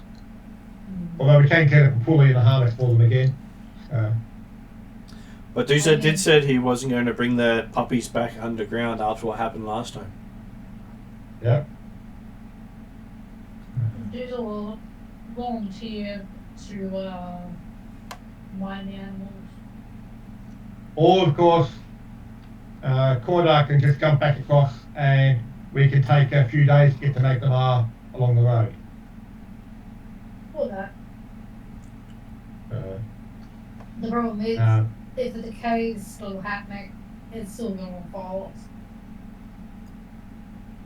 So Cordo's happy to go down that pathway, I think, and so but he's already recovered his grappling hook. He'll lose a few pittons. Yep. On this side, and he will aim to try and get back across the chasm before the cliff collapses. Okay, give me another climbing roll. Oh, he's trying to go a bit quicker this time, and apparently haste makes waste. Total of 18. Total of 18. Okay, as you get to the edge, the cliff face starts to crumble in front of you. Okay. I will be scrambling to try and make it to the edge and scramble up the cliff face before it collapses completely. Give me a second climb roll. Oh, that could be better. 29. 29. Okay, so you managed to roll up on top of the cliff as the pittons you hammered in slide off the cliff face. Okay. With a big chunk of the cliff. Looks to be about now a 50-foot gap. But a nice ramp down to the bottom now, so we can just walk across at the bottom. Well, you look down and it seemed to have almost sheared straight down. It just fell off into the water and sunk beneath the waves. And this is why we don't go down and swim. I get hold of the pony and start walking towards Magdalene. Not riding home, just walking it. Mm-hmm. Okay, so you spend a couple more hours walking with Sparky, considering even if you are riding, it's going to take a while to get there. Yeah, but also we're definitely taking the long way, like say, just can you show them the bit of the map around Sandpoint and Thistlepop surrounds?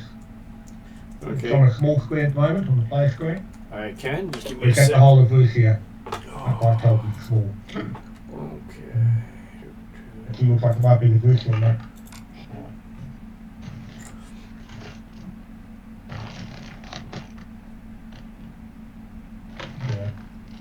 Yeah.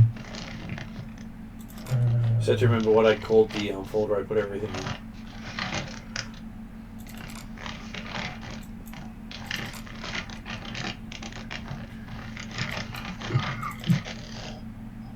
Because I'm trying to remember the fact that previously we very specifically went for the coastal road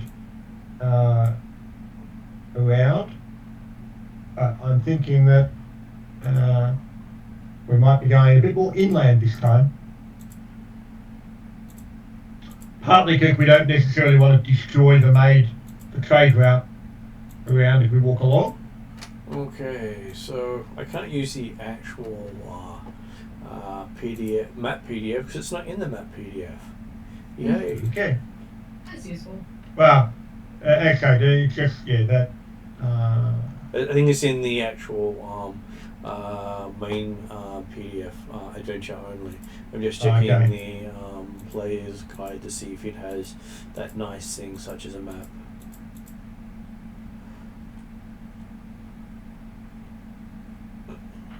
Well, it's got the overall map. I'm just trying to see if it's got the smaller map.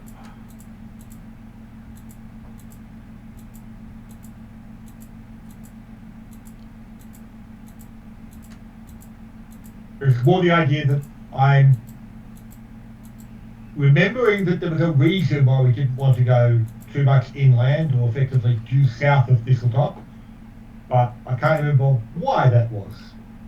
Oh, it was the home of the Sandpoint Devil. I'm sure that's a bad thing to have to deal with. Yeah. we'll just get Sparky to grab hold of him and hold on. We'll be able to decay him away in no time. She can decay land. Yeah, one of those, what's the worst that can happen stories. I think I've almost got it.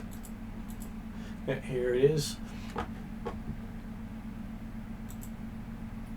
Now I've just got to zoom in and then drag it across.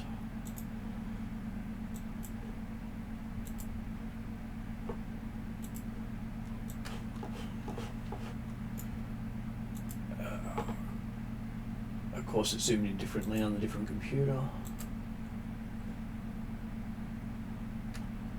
And then I will switch over the view so you've got the better view.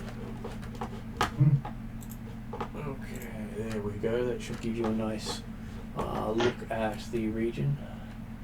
Yeah.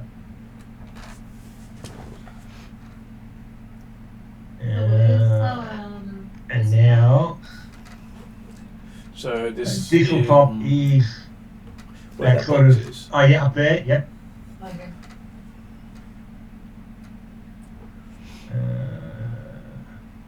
And that is the home of the Sandpoint Devil. Yep. What's the forest directly underneath? Under Thistletop is Nettlewood, one of the a place you can't ride through. It's impossible to ride through. Very hard to get animals through. You've only gone around the outside previously. Pauper's Graves is where you actually fought the Sandpoint Devil previously, or at least fought something. Well, I guess if we're going to be if Sparky's not actually interested in riding her pony. You can take the farm road between Devil's Platter and Mosswood. There are farm roads out that way. Yeah, but my concern is taking the coast road back along from Thistletop down to Pauper's Grove, on the idea that, hang on, we've already been along that potentially at least twice with Sparky's influence. It may not be safe to ride again with Sparky in that sort of sense. So Cordar's suggesting that potentially we try and go almost due south from Thistlewood through the Nettlewood. Hey, if we have Sparky leading, we'll probably have a nice clear path of dried bushes and twigs to just hack our way through. Does Sparky agree? Happy with that. But it is the sort of thing that Cordar will be aiming to lead first up at least, and trying to cut a path through. If it then turns out that in fact, yes, Sparky is leaving a clear path of dead stuff behind, then we might change over depending on how hard the going is. But on the bright side, the Thistle River does come out near Thistletop. So you can use that pathway, the riverbank, to get to the coast road. Yeah, but okay, I'm thinking we're avoiding the coast road. Unless, I guess, I can't quite read the labels on the thing, but I'm basically thinking that we're almost going straight through Nettlewood if we can, until we reach at least that east-west road that's south of Thistlewood. Yeah, or Nettlewood, I should say. Oh yeah, so the Thistle River, yeah. So basically, we'll aim to basically follow the Thistle River due south, and then work out the best way to go to from there. On the idea, I'm assuming there's not civilized people don't live in Nettlewood, do they? No one lives there. So that's right. Okay, so I reflect on the idea of, yes, no one lives there, so therefore we can't actually damage anyone, but I suspect that, well, hey, there might be people who live there that might be concerned about suddenly a path through Nettlewood dying off, but hey, that's not our problem, because they're not real people, so, as far as we know. Yeah. I'm guessing it'll probably take some time unless things die very quickly, but that would be the plan. We might take several days, potentially, to do the 2-day trip down to, well, so it might take several days to get through Nettlewood, so we'll see how we go first of all. Well, considering it's not that far across, you can get from Thistletop to Sandpoint in a couple of hours. Yeah, but that's along a nice marked-made road, whereas I get the impression Nettlewood, under normal circumstances, would be very slow going. But obviously, yes, it's still not a huge distance, so hopefully it won't take forever. But I am expecting it to take some time. Unless, of course, it all dies off in 20 feet in front of us as we're moving along. Make things easier. Also, if it is happening that way, then it becomes something of, well, maybe we can't take Sparky anywhere. Well, you do find that the going through the riverbank is a lot easier as long as you're partly in the water. You just have to get over all the fallen logs and other debris that's there. Yep. So it takes you about an hour to cross Nettlewoods. Okay. Which is not too bad. Yep. But by the time you get through it, you're starting to get close to sunset, having left Sandpoint in the afternoon. Yeah. Well, I've got no problem with camping out near the Thistle River, potentially still in Nettlewood if we needed to, or just on the other edge of it. Martin. Yep. Was using Drew's knowledge of the area. Is there any obviously apart from the Sandpoint Devil, like I know one of the forests we avoid has those sort of wraith things that come out at night. Oh, everywhere has stuff that comes out at night, especially here, but the Sandpoint Devil is the worst thing that can come out at night near Sandpoint, and you've defeated that, so I'm sure you can defeat whatever else comes along. Mm-hmm. Yes. Or the Sandpoint Devil would obviously scare away everything else, so that's okay. Apparently. But, okay, certainly, okay. Cordar's working on the idea of, hey, yep, we're in the middle of wilderness. What should be said all night, but it's probably better for us to stop in the middle of wilderness rather than in any sort of civilized or even rural area, considering what damage Barky's likely to do. So give me a survival roll for Dooza to see if Dooza can think of what else would be a problem here. Give me 2 seconds.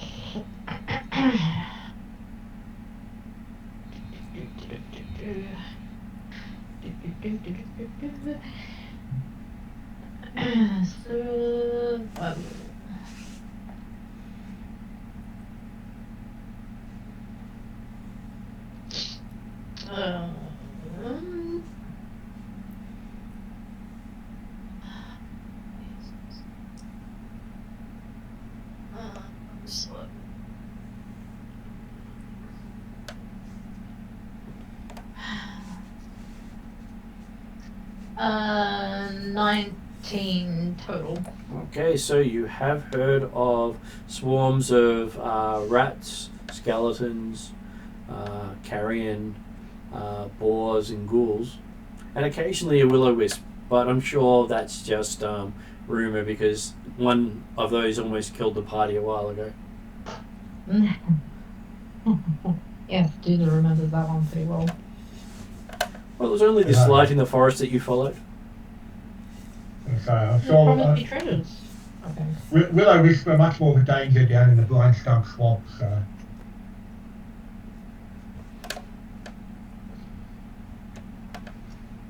yeah, okay. Yeah. Hey, I'm sure that after we've stopped here for 20 minutes, we'll have a nice big cleared area around us for having plenty of notice when people are coming in. And it'll only get more and more cleared as the night goes on, I'm sure. The problem with that Thanks, is we might destabilize the whole area underneath us. But... What, kill the ecosystem? Well, that too. Okay, so the night seems to pass rather uneventfully, even with your dutiful watchers. And then everyone's woken up by the voice shouting out, Doomsday has 126 days left.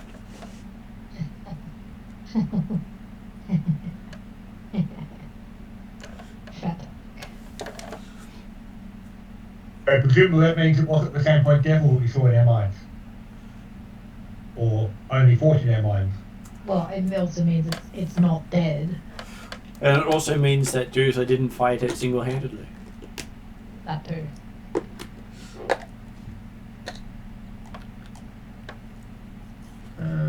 Okay, but is there any impact?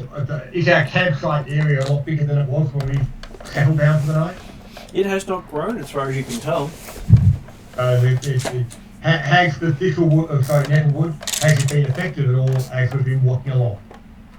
It has not been affected as you walk along. Oh, that's good. Maybe the curse on Sparky has gone. So, Sparky, you get to make a fortitude save. Okay. Ooh. I like that number. The highest all evening. Which is a 28. Okay.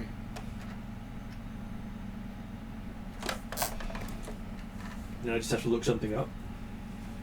For no particular reason. Well, of course not. No, I have all faith in you, man. I thought I wouldn't. I thought you'd like to be made a little paranoid there along the way. My next character will be a melee fighter. I'm just putting it out there. Well, now that you've told us about it. No. I'm just kidding. Just trying to get this one character per adventure is enough for me. Well, one character turn NPC and then another character that survives the rest of the thing is better.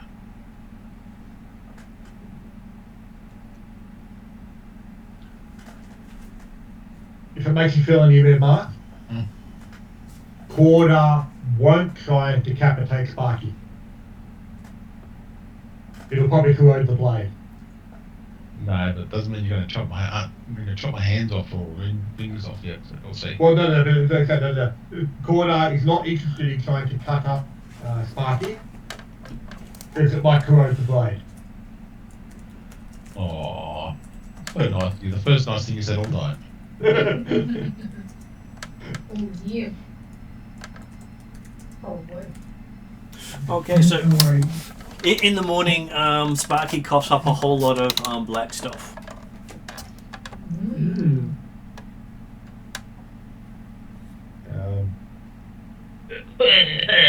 Okay, that's the sound effect. Medicine check. Yeah. It's obviously morning sickness. Excuse me, I always feel like I have to slap Cord after that one, but yeah. Well, no, I rolled a 1. Did you? Okay, that's definitely. So Corda's interpreting it as morning sickness. You mean I shouldn't have Sparky's stomach go, no, it's not?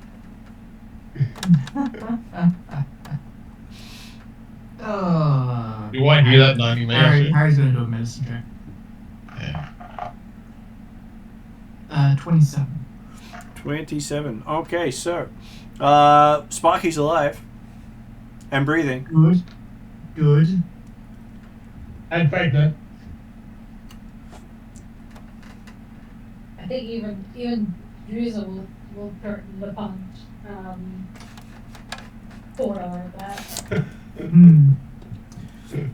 Well, look, he might be. She might be carrying the Sandpoint Devil's baby. What? Hang on, no. that you saying that as DM, because if anyone said that, I would be very upset with that comment. It's bad enough the pregnancy going. Well, hang on. Whenever I have time to actually enjoy myself as far as adventure, and I thought, secondly, I would not do that to. No, that's just wrong. So yeah. Well, except of course that you admitted you're carrying around a demon inside you. I said that I thought the pony was the demon, not me. I didn't say it was inside of me. No, you were saying you were hearing the voices inside your head. Yes, but doesn't mean that they're pregnant voices. No. I think that's taking things to extreme there, Corda. I think you need to. Do I have to get Grandma to explain how the birds and bees work to you? Hey. I don't know where you've been. Let's just say I haven't been into those situations and got myself into those certain places where I shouldn't be going to. Your former friend called Pinwinkle would 100% do that stuff, but not Sparky, okay? Come on, even Dusan knows that that's Harry's thing. Yeah. What's Paris thing? Well, Mm-hmm. so what's your explanation then for the black stuff that you're spewing up? Ooh, check it. It could be my linkage to Parry, I don't know. So you and Parry have been getting together. Well, no. Well, that would explain things. Well, hang on. We were. There was that time that I was. Oh, hang on. You did have that intimate Okay. moment. You've been inside him or he's been inside you, one of the two. Oh. I forcibly throw up. Do I throw up black stuff then? Give me a flat check. 11. You struggle to make yourself throw up. You make a lot of retching sounds, but nothing happens. I just feel sick for saying that Parry was inside me. Not Yeah. that concerned about the statement there.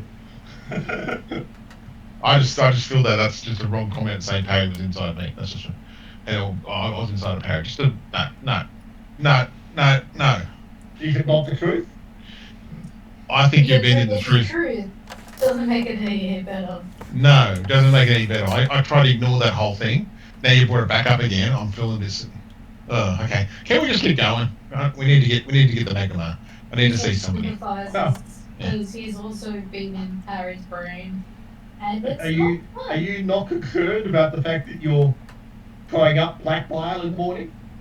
Oh, look, I am concerned, but the sooner we get somewhere to get somebody to look at it, the better.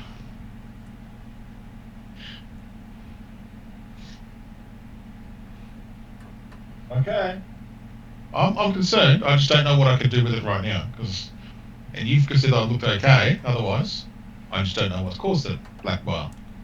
And I think I need to see somebody who's got more skill in this situation than we do to find out what's causing it. So you're after Koya then. Maybe you should go back to Sandpoint. Koya doesn't want to see me last time, if I remember rightly. Hey, Martin. Yep. Could Parry do an Arcana check to see if any kind of magic would make black goo come out of someone's stomach? You could make a medicine check. I'll make another medicine check. See if I focus really hard. Well, you can do it specifically against poisons or diseases if you wish to. Because each of them are different checks. Sure. Which one would you like to do it Parasite? against? Sorry, what was that, Martin? What would you like to do it against?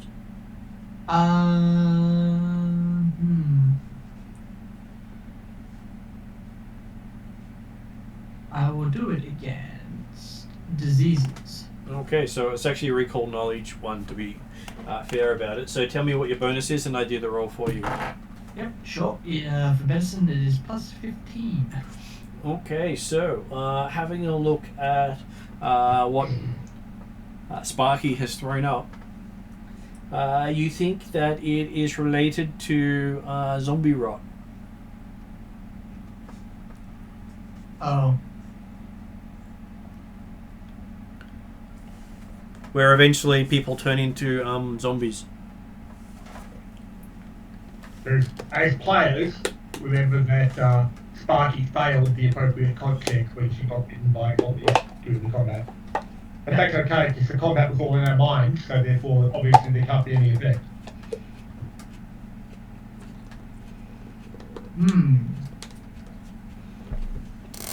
Cordar still thinks it's probably a parasite, i.e. an embryo. Though technically, Cordar can actually be right at the same time. As there are cases of demon babies causing people to throw up black gunk. Exactly. We need to find Sparky, like, a cleric. I'm assuming. Closest cleric is in Sandpoint. You're just looking for, like, some medicines or something, aren't you? To cure her or force her to throw up everything inside? We're in a lovely forest at the moment. I'm sure you can find what you need.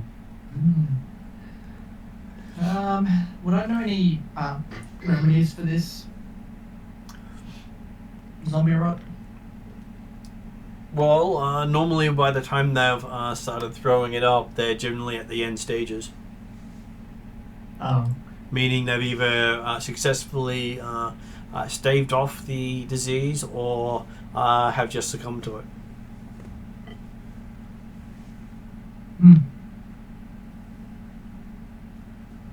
Interesting. Well, given that she's still looking very much alive, I would guess it would be the former. And yeah, the fact that Parry's initial assessment was, well, she's alive and breathing. Probably not zombie.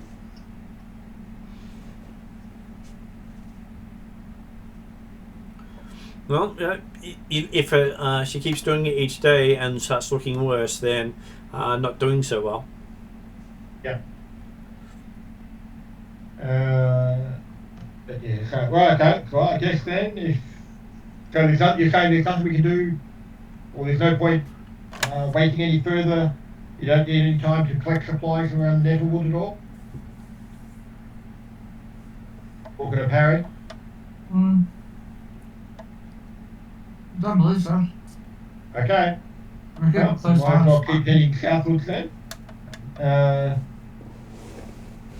What do we know about the Mosswood?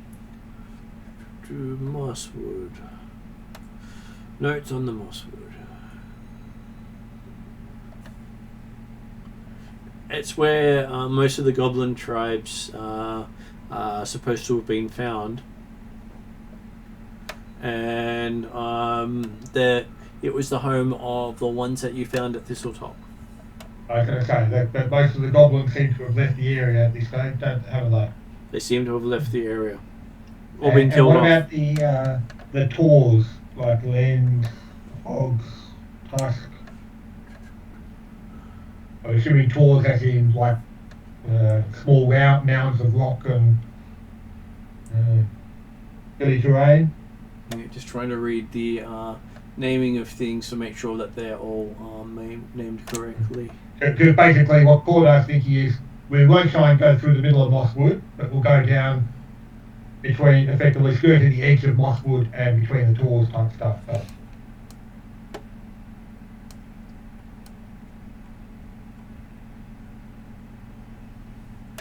okay, so the tours are those 3 tours are named after heroes of Sandpoint.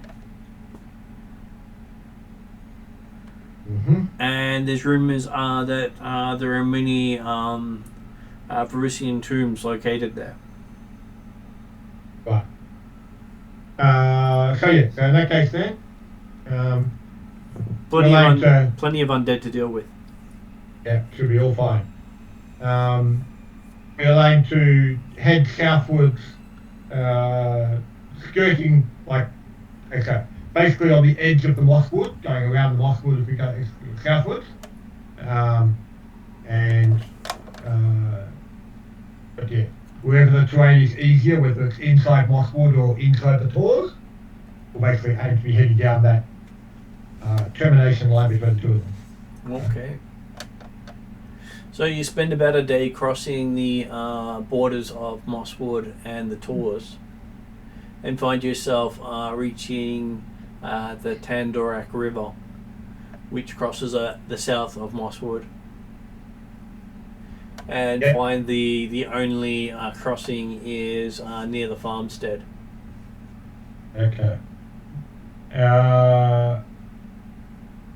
And how wide is the Tandorak River at this point? At this point, it's probably about maybe 100 feet. And flowing reasonably quickly? Fairly quickly, because it does a lot of twists and turns before going out at Sandpoint. Yeah. Well, whilst Cordar would certainly be aiming to avoid civilization and settled areas as much as possible, it certainly looks like we want to cross the bridge or the ford, whatever it might be, at the point where it's possible.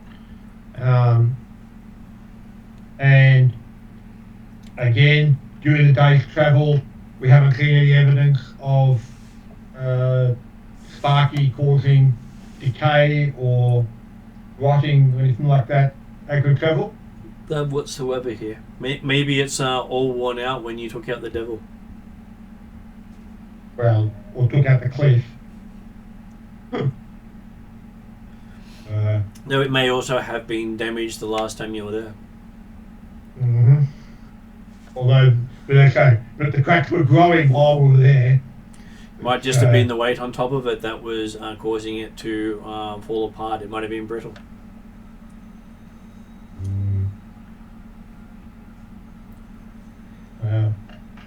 I hate, but Martin is logically explaining it away. Well, okay, from Cornar's perspective, he's thinking, no, the weight of a few people and a few horses and a few dogs does not equate to the weight of effectively 10-foot deep slab of rock collapsing down on the side. So, but certainly taking some comfort with the fact that apparently it hasn't been causing any decay, or Sparky hasn't been causing any decay for the last 2 days.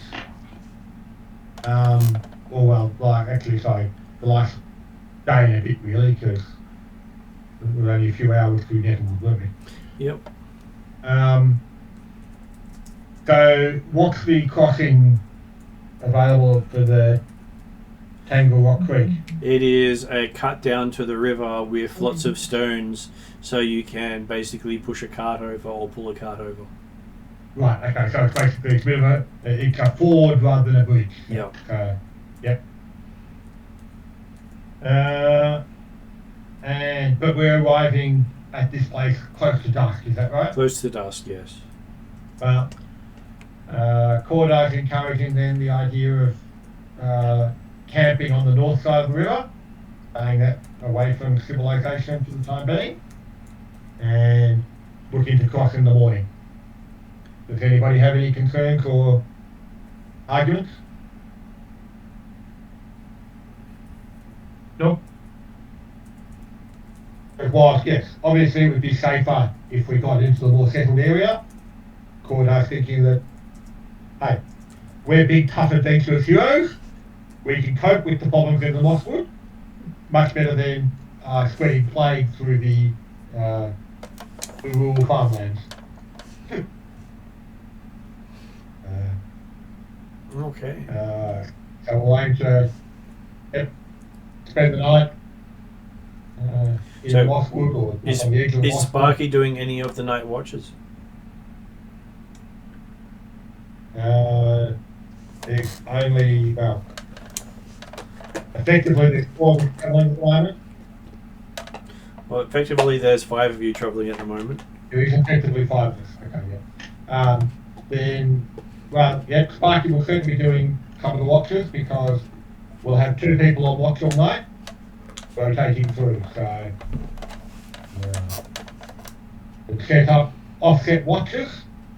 So, Sparky with the odd number, so therefore it's a case of like, yeah, one person will do a half watch initially, and then with the other person doing a full watch, and then the first person's doing the other half of their watch in the morning. So Sparky is on watch for part of the night with effectively 2 other people. One person for the first half of Sparky's watch and one person for the second half of Sparky's watch. Okay, so what does Sparky do while on watch? I sit Try down to and watch the world decay. yeah, I sit down and watch just nothing else really much. Yeah. So you watch the party? I'll watch the party and I'll watch the just to keep an eye out for anything unusual on the boundaries of our camp. So Okay. So give me a perception roll for Sparky. okay.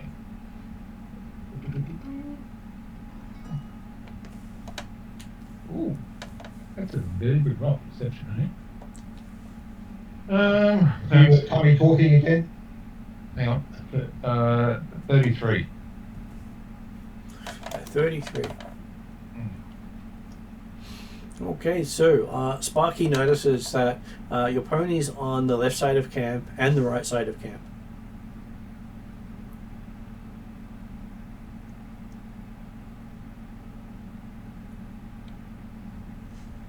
The same ponies on the right and left. Yep. You should point that out to the other person she's on watch with.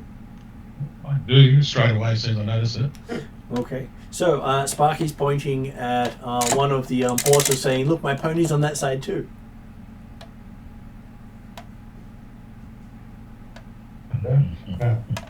Assuming And as the voice comes out, you realize you've just pointed out a horse.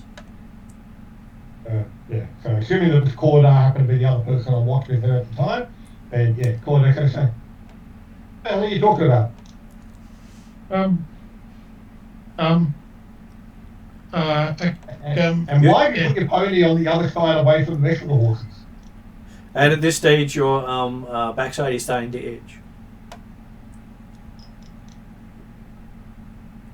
That itch. I get up and look on the ground where my backside was. Yeah, the ground's still there. That itch. Okay. You're still itchy. Can I do a medicine check on myself? Sure. Oh. Hang on. No, that's not a bad roll. Okay. 21. 21. Okay, so doesn't seem to be any injury to treat. Oh. No lumps or anything like that? No? No lumps that you can see. Awesome. It's very hard to see my own ass, but I'm not that flexible. Well, I've got a higher academic, so I'm not that flexible. Yeah. Okay. Cordar's looking at you strangely. Oh, I just Got up to look at the ponies or not? I'm just going to sit back down and just not say another word for a bit. So if that's okay. Okay. And I'll just sit back down and not say another word. Bit confused with what just happened then, and I'm going, okay. That's strange. That's still confused. I just say, look, I thought I had something under my ass, and then I look up down, there's nothing there, and maybe I'm just seeing things and feeling things. Is that on access? No, that's what I was thinking. I looked down, I couldn't see anything there. So. But Cordar's actually more interested in the fact that have we technically ended up with some of the mounts picketed on one side of the campsite and some of the mounts picketed on the other? Well, you have had Sparky being suspicious of his pony the entire time. Yeah, I kept my pony away from your horses. Okay, that's fine then. So. And I'll give Cordar a perception roll.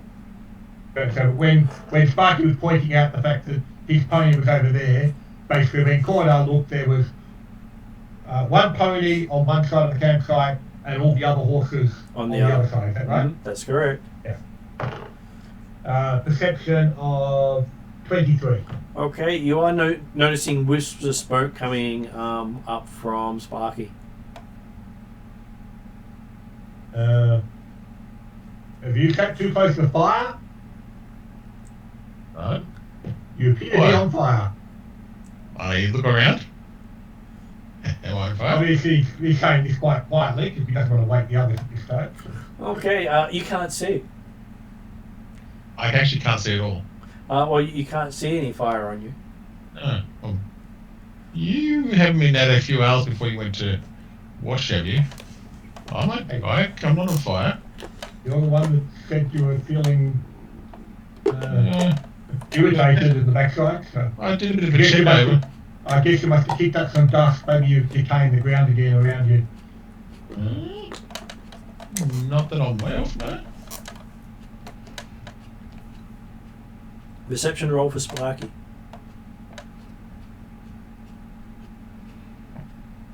Uh, 31. Okay. You're getting that smell of cooked dwarf.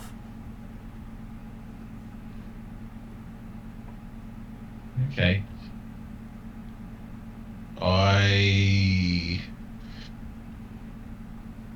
I still don't suspect the ring at all, anyway. At all, do I? Not at all. No. What ring? Not at all. Yeah, no. I do another check over my Is your body. backside feeling hot?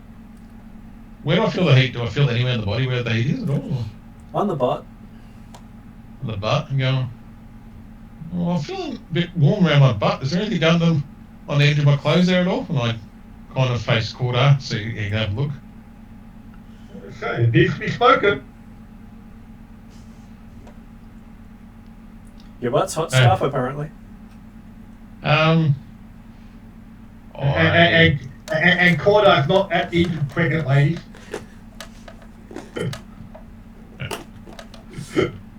Is it like, does it feel like it's the clothes or does it feel like the body itself? Well, hard to tell with all And those you're smelling layers. dwarf, not clothes. I dropped trousers. Hey! Hey, I'm just trying to work out what's going on here. It's like, is anyone's body on fire at all outside my clothes? Outside of your clothes, no, but hey, you're still wearing clothes. Oh, At this I'll stage, put my- both. Sparky's flashing her naked butt at Corda at the moment, is that right? Pretty much, yeah. If I got a canteen of water there, can I, where I think I'm hot, can I splash the water over the hot area? You can. Does it feel like I'm getting relief? Give me a Constitution If you want saving a throw. bath, there's a river just there. Fortitude save? Constitution, fortitude save, yes. Yeah, okay.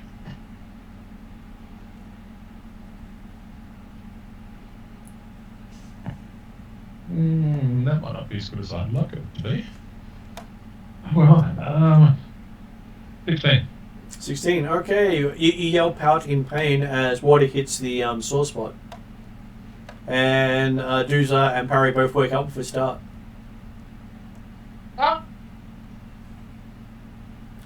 First thing you see is Sparky with her pants down and steam pouring off her butt. Lyle hands on fire? Question mark? Literally. It would be accurate considering what she hasn't told us. Or what she did tell us. My arse is on fire, I don't know what's causing it. I put water on it, it's got even worse. If you want a bath, go in the river. Is the river right next to us? It is. You camp by the river. Stay on the north side of the river.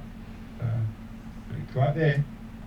Is it a free flowing river or is it just a still river at the moment? It's a free flowing river. Okay. I'm not saying go for a swim per se, but you can stay on the edge, you'll be fine. I try that. See if it's You sit in the river? I try to sit in the river. Okay, give me another Constitution fortitude saving throw. one less than last time. That's Okay, 15. you scream out higher. Ah, it's not helping! Hey, I'm sure the water's not that cold. It's No need burning to more! squeal. The And water's not... everyone else can Water- see the piles of steam coming out of the river. What the hell are you doing there? I have no idea, but the water's not helping it. What You're not helping it. got in your arms? In your arms. I still have my pants off, bare naked at the moment, so if there's anything on my ass or on the extremity of my ass, you guys would have seen it by now, I was hoping, but no. I go, oh, crap. Well, all they've seen is steam pouring off it because you did pour water on it before most of them saw it. Okay, I get out of the water And now. it's not like Cordar was looking at your naked butt. Okay, is there anything on my ass that's causing me to feel like this? Because the water's not helping wash it off if there's anything there. It's hard to see. You can't twist that way. Not for me, I'm asking other people to look at it, so. Cordar will activate his Wayfinder for some light. Yep. And there's a You can see what appears to be in the light of the Wayfinder, a glowing hoof print on Sparky's butt. No. It looks like you've been branded.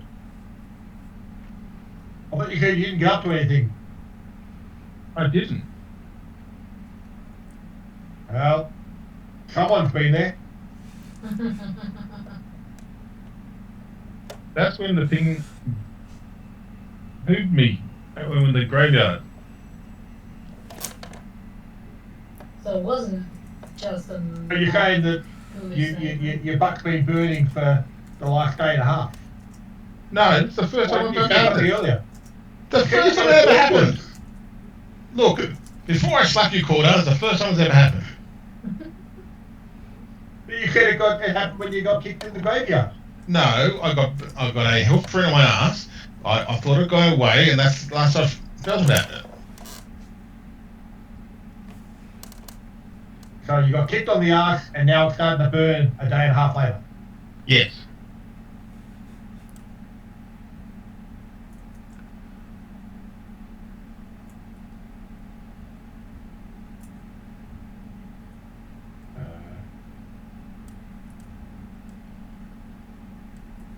Now,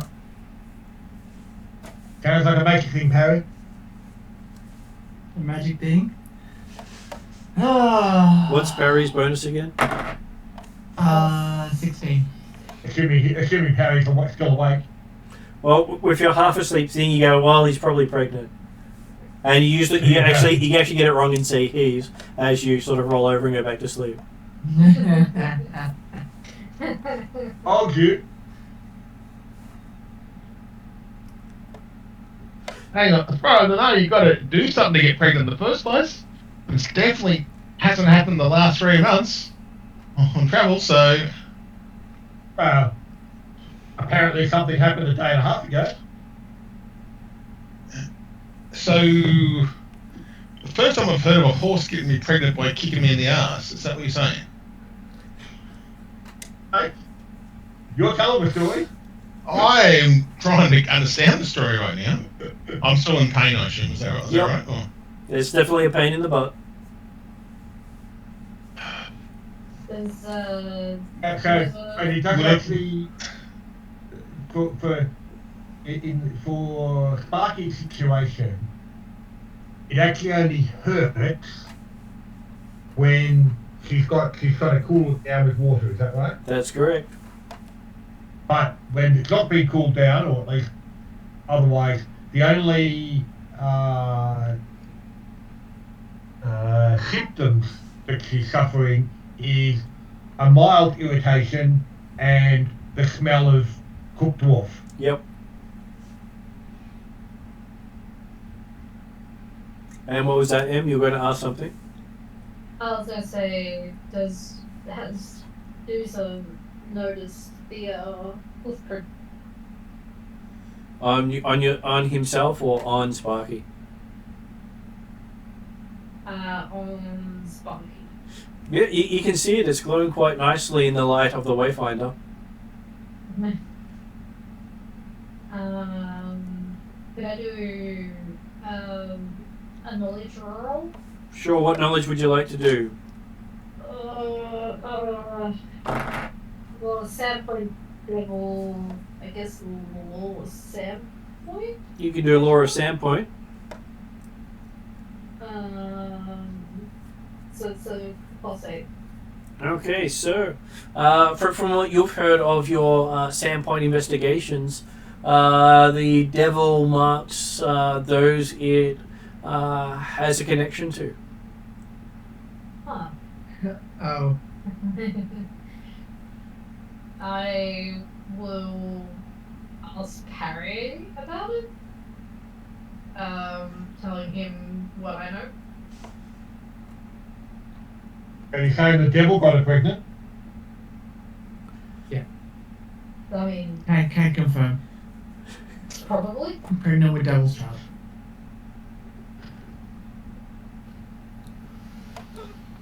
I mean, you were riding the devil around for quite a long time.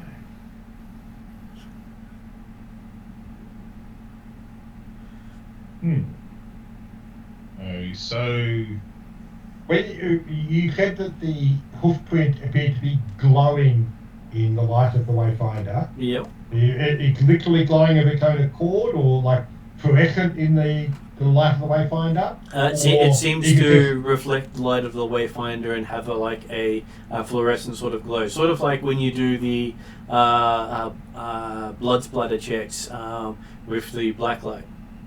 Yep, okay. I'll encourage Sparky to come back over near the fire and just see what her butt looks like just in firelight. I'll do what he says.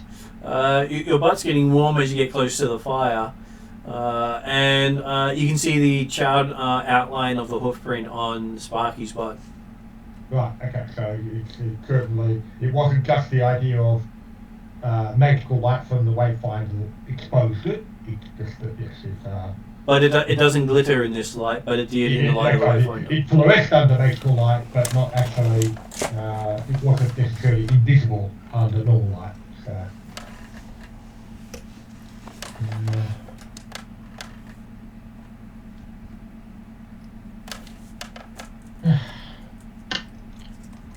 Cordar's thinking, so who else has Sparky trying to get marked by? The devil, Harry.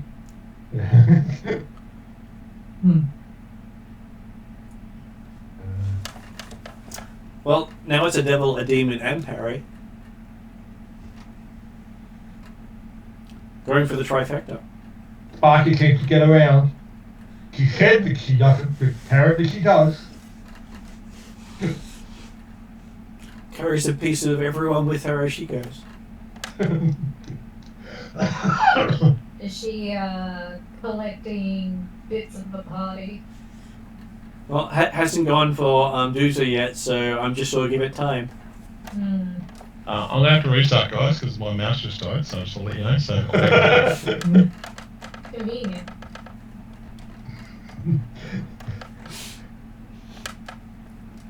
Though amusingly, with a lot of the with all the marks, each mark that Sparky has received has also befallen another party member.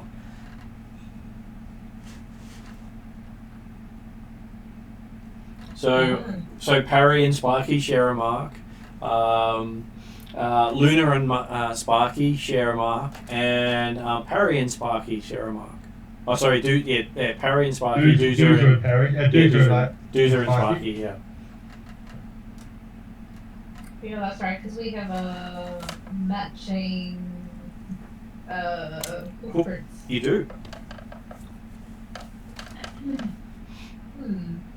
Interesting.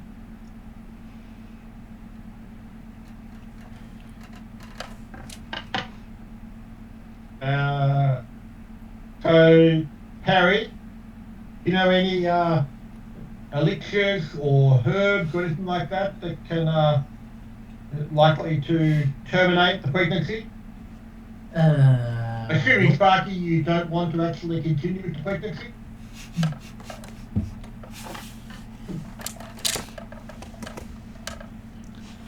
Who doesn't know any of that stuff?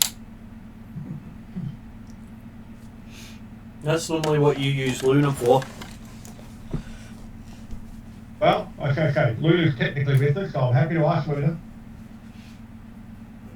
Although, Luna might be mistaken in thinking that she's not actually pregnant. Luna didn't actually meet up with you at Sandpoint. Luna didn't leave Magnemar. Oh, okay, that's right. Because we haven't really had Luna in level 5 stories that much. Yeah.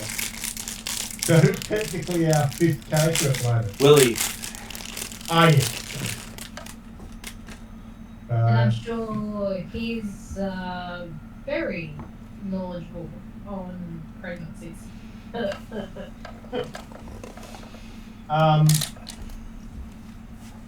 Okay. Cordar's hung around Koya quite a bit over the years. Confident he's picked up bits and pieces. Can he try a nature check to look around for some appropriate herbs that would provide an effective emetic? Sure.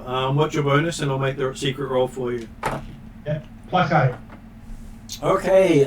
You find some weed that you're sure will is guaranteed to get rid of any form of pregnancy if they survive the after effects.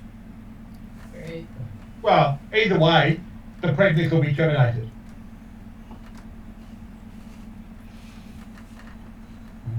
Like, it's guaranteed to terminate the pregnancy. Or why don't we go to Magma and go to people who, you know, might actually be Well, Cordar's just going to offer Sparky the option. But otherwise, yep, we can keep going southwards. Willie does pipe up with, if the interaction with the entity involved lots of pain, then a pregnancy is probably involved. Who said that? Willie. Yep. From his experience. So what on this, guys? So Well, Still discussing your pregnancy. we got a third opinion that confirmed your pregnancy. You're pregnant. And Cordar collected some various medicinal herbs that he's guaranteed to terminate the pregnancy. oh, okay. You've trained in this. You've done this before. I've hung around Koya quite a bit. Perception roll on Corda. Because that's my insight check, isn't it? Right? Yeah. Mm-hmm. Yep. 24. So Well, is Cordar lying? so Cordar is not lying when he says it's guaranteed to terminate the pregnancy. Whether you survive, either way the baby dies.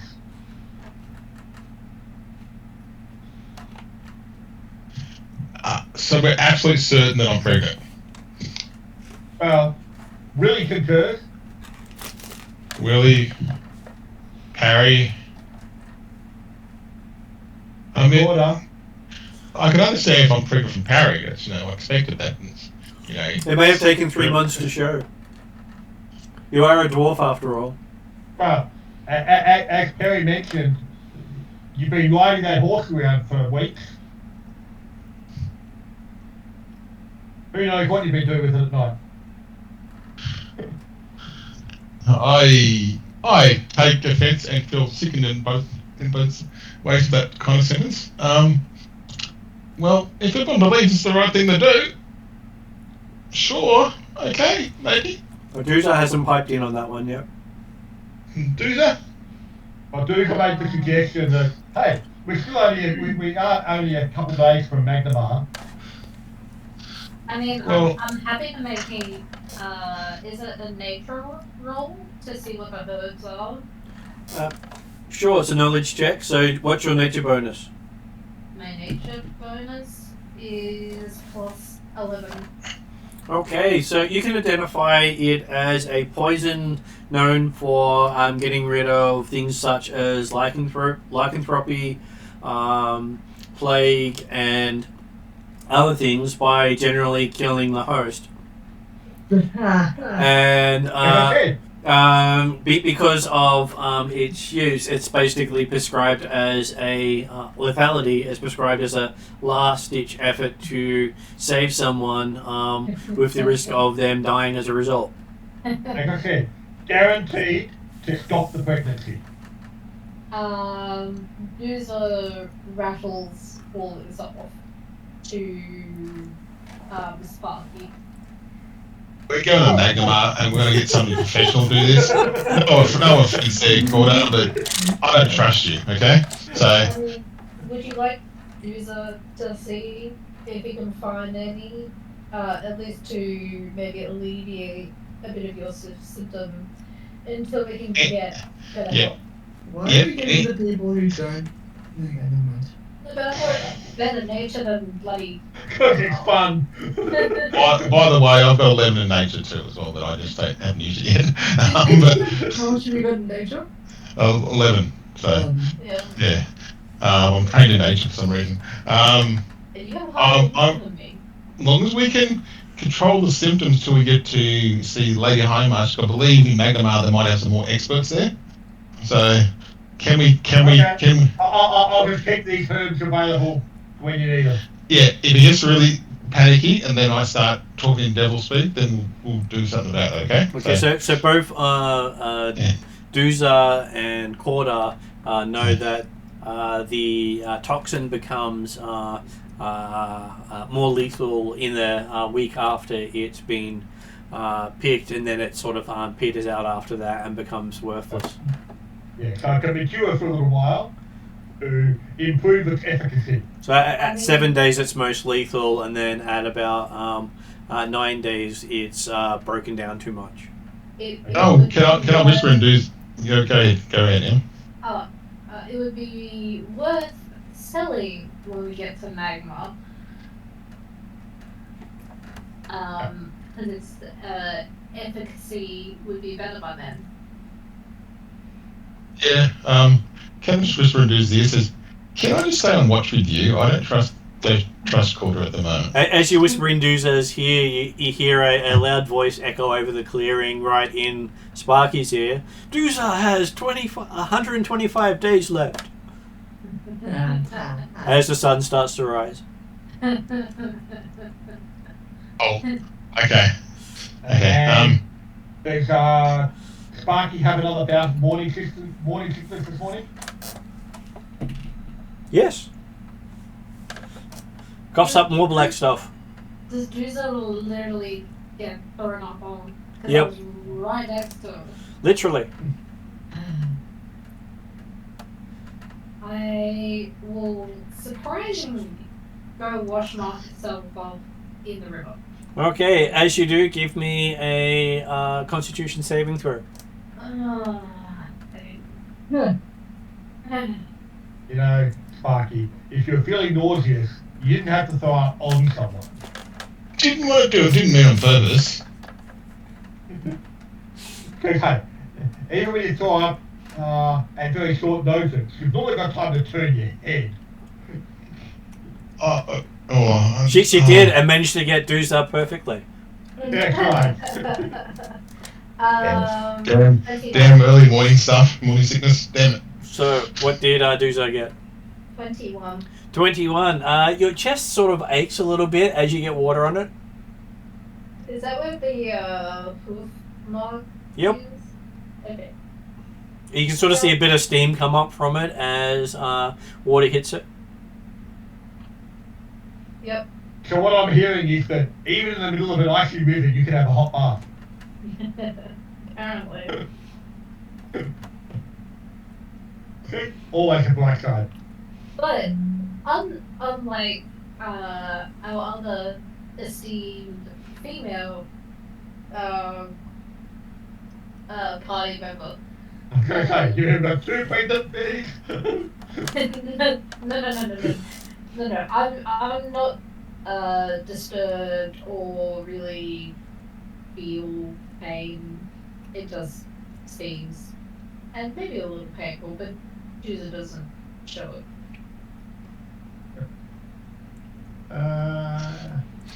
Let's get the magma. I just keep saying, and I'm trying to. Okay, so the idea is to And I say I'm going to ride the pony to magma. Let's get there quick as possible. well, if we're going to take the back ways and avoid settlements and things like that. Yep, that's understandable. So you think you're at least another 4 days out of Magnamar going that way? Okay. But obviously we're going to take the ford and avoid settlements and things like that. If we do see anyone, we will wave, but not approach and aim to keep moving on. And so basically the idea is, we're heading southwest. Go south of the Ashen Rise and south of Blind Stump at that point, but also then effectively heading west through the wilderness when we get down low south enough for the heading toward Magdamar. Accidentally went too far over it. There we go. So that's the source it shows on that map. Yeah, that guy. So basically, basically heading down through the farmland, but avoiding the actual settlements as much as possible. Aiming to hit the Soggy River along there, like north of the Whisper Wood. Crossing where we can. Presumably there'll be another ford or something. There is two, one near the S of Soggy and one near the V of River. Yeah. There's one further on as well. If there are places we can get across we can't so populated, great. If not, we can still avoid as much as possible. Then we'll probably head westish and follow the line of the Lost Coast Road without actually being on the road. Like again, staying a mile or two off the road there as we continue down along that line. So you arrive in Magnamar on the 18th of the month, with Duza having 121 days left. And is Sparky showing yet? Sparky's not showing her butt again, no. More into the tummy. No more than usual. Okay. Okay. Take the lady on march, please. Quick. Chop. Oh, hey. I don't know if we can take you into Magdamar. So do you want to wait outside and you get Lady High March, is what you're saying? Although I guess, okay, so for the last 4 days now, Sparky hasn't been having any effect on the environment. She has not. Okay. In that case then, we can probably keep going into Magdamar and go to High Marsh Manor. Or possibly we could drop Sparky off in the Crow going via the sewer system down through there. That would require... Take the long turn, end up at Thingy Watson, right, Riddleport. Oh, yeah, that's kind of it. Jeez. You want to send Sparky to Riddleport? That's a hard person. Okay. So it doesn't take you long to reach the High Marsh Manor from the north gates, because that's the closest gates to the manor. Yep. You have to actually go past the manor to be able to get to the sewer grate entrance. Yeah, no, they can't go. So we are going to go to the manor and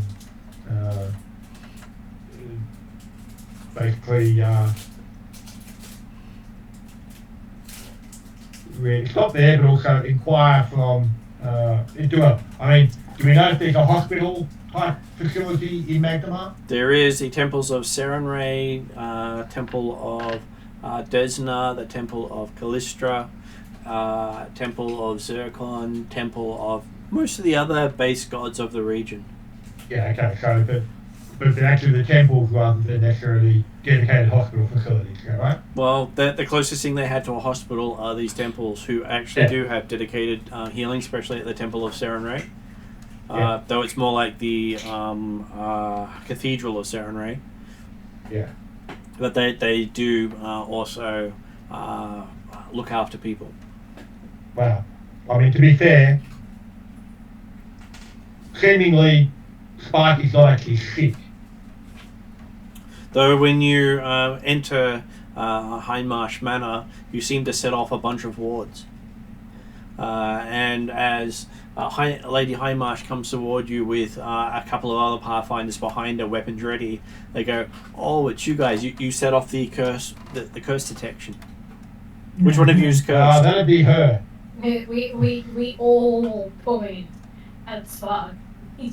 He puts her hands up, just saying, "I don't know what's going on. I need help." Apparently, she's pregnant from the devil. She looks at Sparky and says, "You haven't been cavorting with devils, have you?" No, I can't. No. She's just been lighting them. Well, No. I thought that was what Willie had been doing, she says. So, no. Oh, I don't know what's going on, and I give her a full rundown without a name that shall not be named, and tell her what exactly happened, and go, "I don't know what's going on. Can you please find out any sort of hint, suggestion? I'm happy to go to a temple if I have to." She says, "It looks as if you have been cursed." Okay. Is there? And it doesn't look like you're the only one who's been cursed. Oh.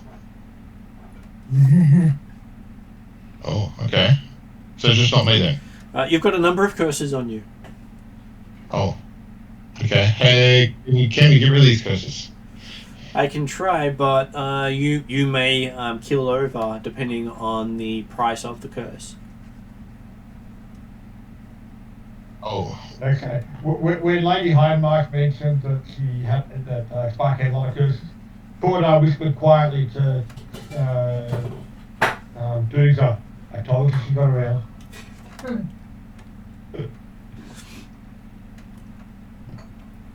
Apparently you have a curse from Desna, it looks like here. A curse from some sort of malevolent entity whose name I can't decipher. And an obvious one from what appears to be the Sandpoint Devil. From her research, this is how the Sandpoint Devil curses people. It's a good chance you may be carrying the Sandpoint Devil inside you. Did you show her the mark on your butt?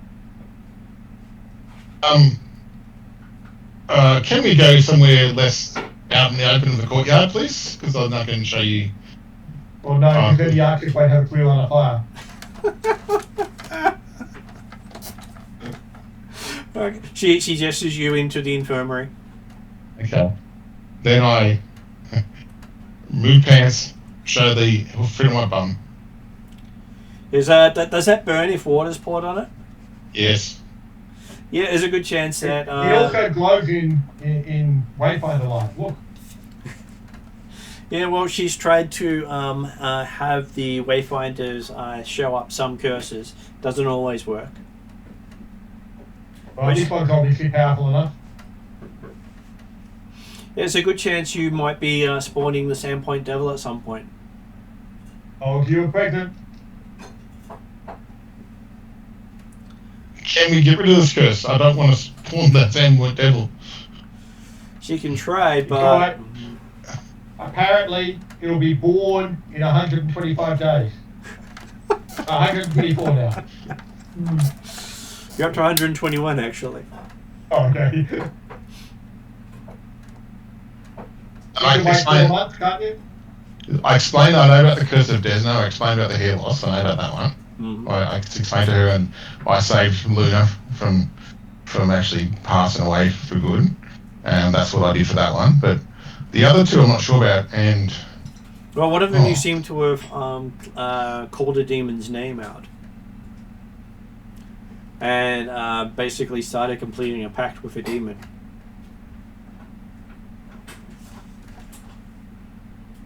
remember this down under Megamart, isn't it? This was from under Roderick's Cove. Oh, that's right. Oh, yes. Yeah. I told you to get out the middle point. Okay. Apparently, Okay. if you say it twice more, you will have agreed to the contract with the demon. Okay. Do you know what agreement you have made with the demon? No, I have no idea. Did you read the fine print? Was there fun print? Read the bold print. Well, he must have read some of it out because he's obviously started the contract. Okay.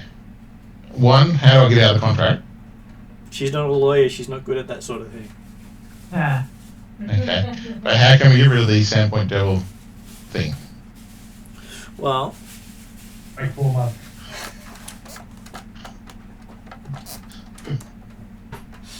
says you could wait to see what happens, though she doesn't guarantee it because it will most likely burst out of the hoof print. I'd like to do that. That'd be quite painful. Is there any way we can remove the mark off the body? Well, you could True. find where its home is and defeat it there.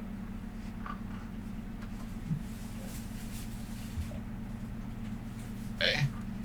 We explained what Harry did, and so when we killed the devil was not a real devil we killed, is what you're saying? Well, no, you can kill the devil many times, just that if you don't kill it where its home is, it doesn't stay dead. Okay. It's like if you attack some of those undead, some undead will keep coming back no matter how many times you kill them, unless you destroy their soul. And when you're talking about killing the Sandpoint Devil in his home, you're talking home in hell? Wherever it's bound itself to. It can be a location on this world, or it can be a location in the outer planes.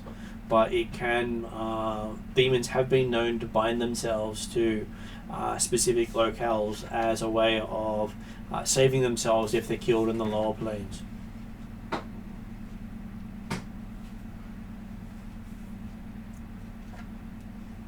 Or it might be a prime material demon. It may have bound itself here. I mean, would Duzo know anything about that? Probably. Well, you have heard of the pit being the place where it lives. I mean, that's probably as good as any place. And it's expected to be about twice as strong in the pit. Great. Well, it's got home ground advantage. But hey, if it's only just newborn, twice as strong, probably still not that strong. Look, considering it, like, you know, kicked her ass. Literally, Yeah, in they some say, cases. But if we wait 4 months until it gets born again, maybe it'll start at an infant stage. It'll be easy to kill. She says if it's born again, it will be at its full strength. That's what takes so long for it to come out, as it's gathering its power out to burst forth against the world at large. So the fact that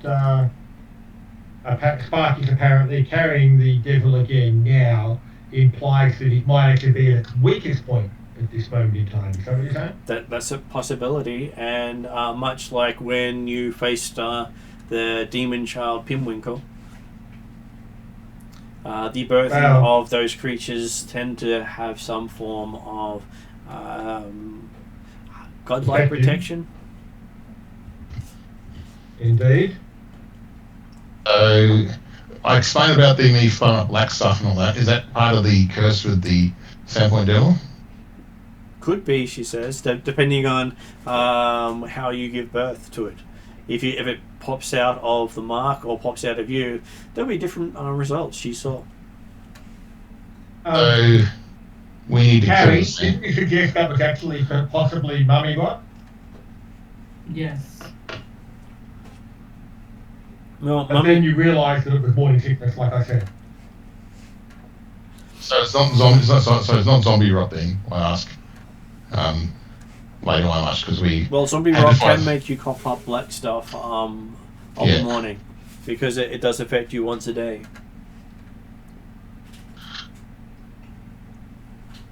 Have I got symptoms of zombie rot as well as all these curses or not? Well, you haven't thrown up for 4 days, besides Okay. on Dooza.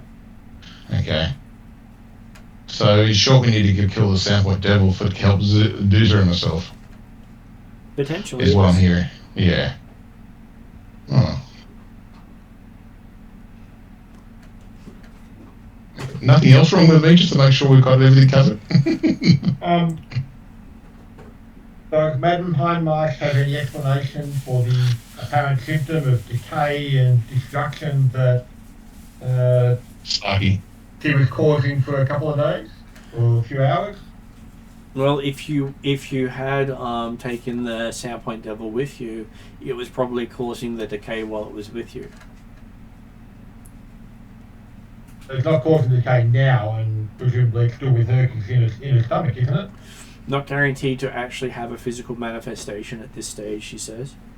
A demon and a devil doesn't have a material body until they manifest. So, if we're looking for the home of the Sandpoint Devil, we should be looking for a spot that is very much decayed and destroyed. Is that right? It would most likely have a lot of decay around it, as demons and devils both are creatures of entropy and destruction.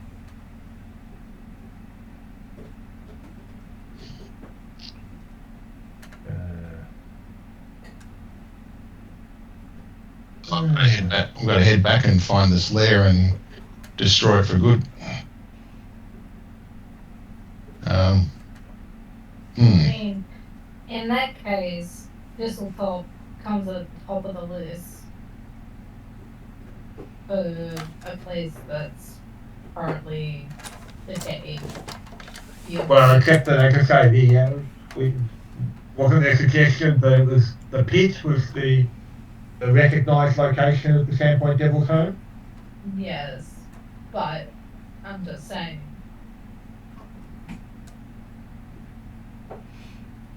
From what Lady Hindmarsh just said. Though you may also have awoken or gained the attention of one of the gods of sin, especially if you, like Parry, carry around one of their symbols, she says, talking about the 7-pointed star.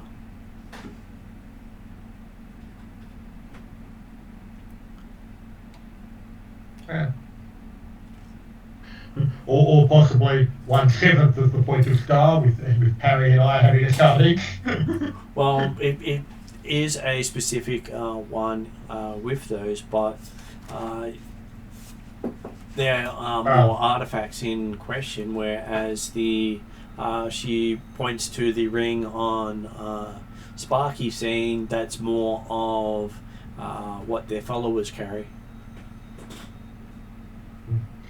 From my perspective, the reason we've actually embedded the shard in our arms is actually to try and nullify the effect somewhat, isn't it? It does limit the effect somewhat, yes. Yeah. Assuming that we can control our urges. I will echo Sparky and say what ring. She says that the ring she can see quite obviously there. It's trying to make her look away from it, but she can see it quite clearly. What ring? I know what you're talking about. She sighs and says, "Concentrate on your finger. Give me a will saving throw." Okay. And then your butt burns. Yeah, well, that's probably going to burn right now. 15. 15. It's like you look down. You keep looking down at the wrong hand. I don't see what you're talking about now, Lady Hindmarsh. You sure you're okay? You aren't cursed yourself, are you? She can understand why you've been cursed so often now, she says with such a weak-minded suggestion. I don't know what you're talking about. Do you guys see what I'm talking about? I don't see anything.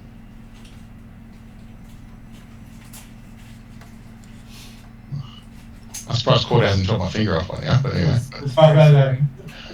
Cordar's surreptitiously covering some of the rings on his fingers, which is some of the only wealth that he does actually display. Most of it's in fine clothing underneath his armour and bits and pieces, but there's a couple bits of jewellery that poke out. But. Okay, so she says, do you mind if I show you what I'm talking about, Sparky? Sure. Okay. She puts a bit of wax on the table and then grabs your hand and pushes it down on the wax. Okay, yeah. You're actually surprised because you've got nothing on that hand that she pushes down. Okay, yeah. But then when you come away, there's a nice imprint of a ring as well as a finger. There is the imprint of a ring with some of the shape of the finger around it, and you can see the 7-pointed star quite obvious on there. I can't see that. Well, Can I take that off? Or? You can even see it on the... You can see it in the wax, you can't see it on your finger.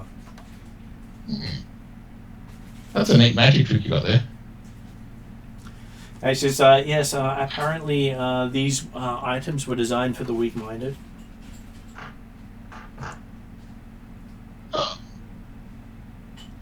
Okay. So I have a ring on my finger I can't see. It's a ring of invisibility. Can we take it off me? Or can we get rid of it? She pulls out a dagger and says, would you like it off now? With my finger intact, I hope. With your finger inside? Yeah. Sure. The finger will still be intact. No, I want to make sure I have five fingers after we take the ring off. If that's, on my one hand. You'll have more than 5 fingers. She says she'll have 9 by the time she's finished. You want to chop it off? Is what you're telling me you guys just want to chop it off, is that right? She was suggesting that, yes. If you're not going to pull it off. Well, I can't see it there. So how can I pull it off? You feel for it. I had to put it on.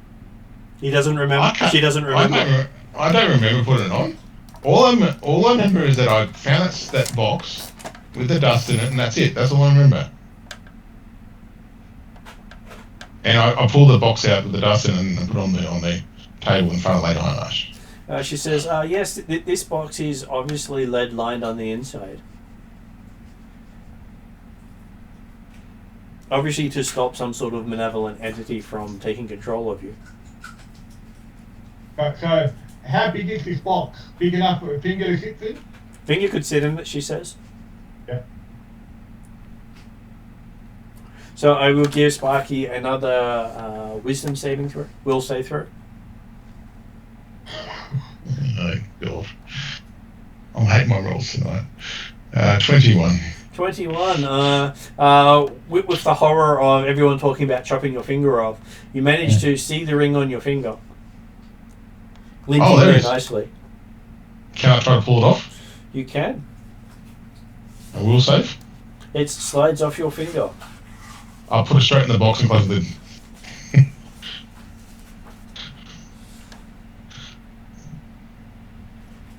And you say you did see the ring there, you knew the ring was there, and you didn't tell us. The first time I've seen it. From now on... First time you've seen it. First time I've seen it. So you I think that actually completed some sort of contract putting the ring on. Did you enter in some sort of marriage with a demon or a devil doing that, she says? No. You hear voices in your head. I hear voices in my head, but... Oh, hang on. I hear voices in my head, but I can't remember signing any contract. And do you have any sort of branding on you? Of course you do. You've got multiple sets of branding on you. I was going to say, so you're suggesting, man, Homemarch, that the baby might not be the Sandpoint Devils? It may not be.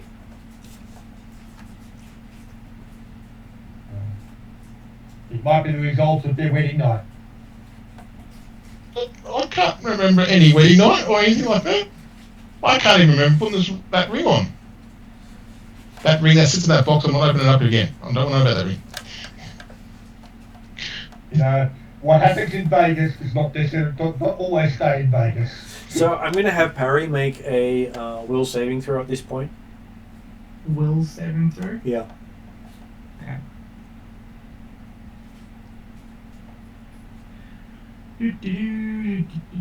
Will saving throw.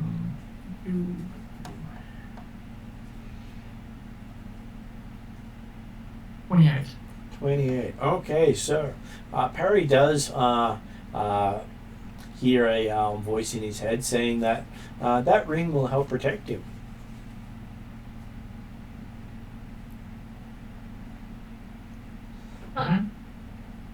He can use the ring to bring up a shield spell.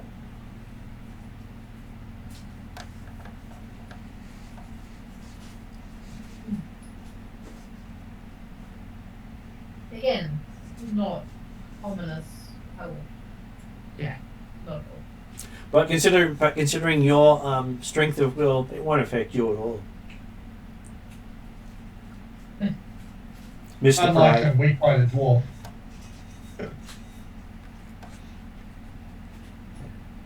Mr. Buffus Wizard known to man who's got the Shard of Pride in his arm. That's right, yes. Yeah. Would never succumb to the sin of pride. AKA plot armor.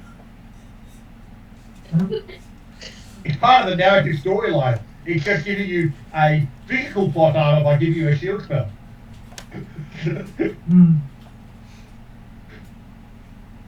So what does Parry do?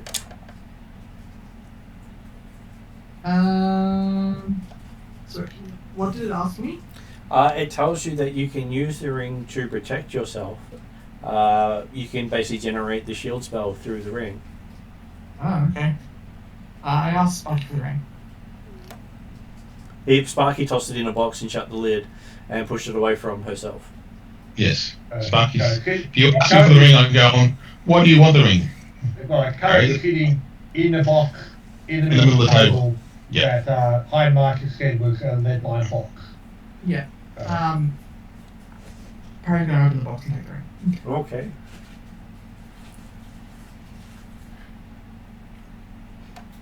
As you put the ring on, you realize that you can. You realize that you can just generate the shield as a action, and when you do, a nice glowing Sahedron rune appears in place of the normal shield that appears. And everyone can see it and feel the hum of its force. Yeah. While Cordar's asking, why are you taking the cursed ring? It's not. With that question mark. I slightly questioning built to the tone, to the voice when it's, as you pull up the shield spell through it.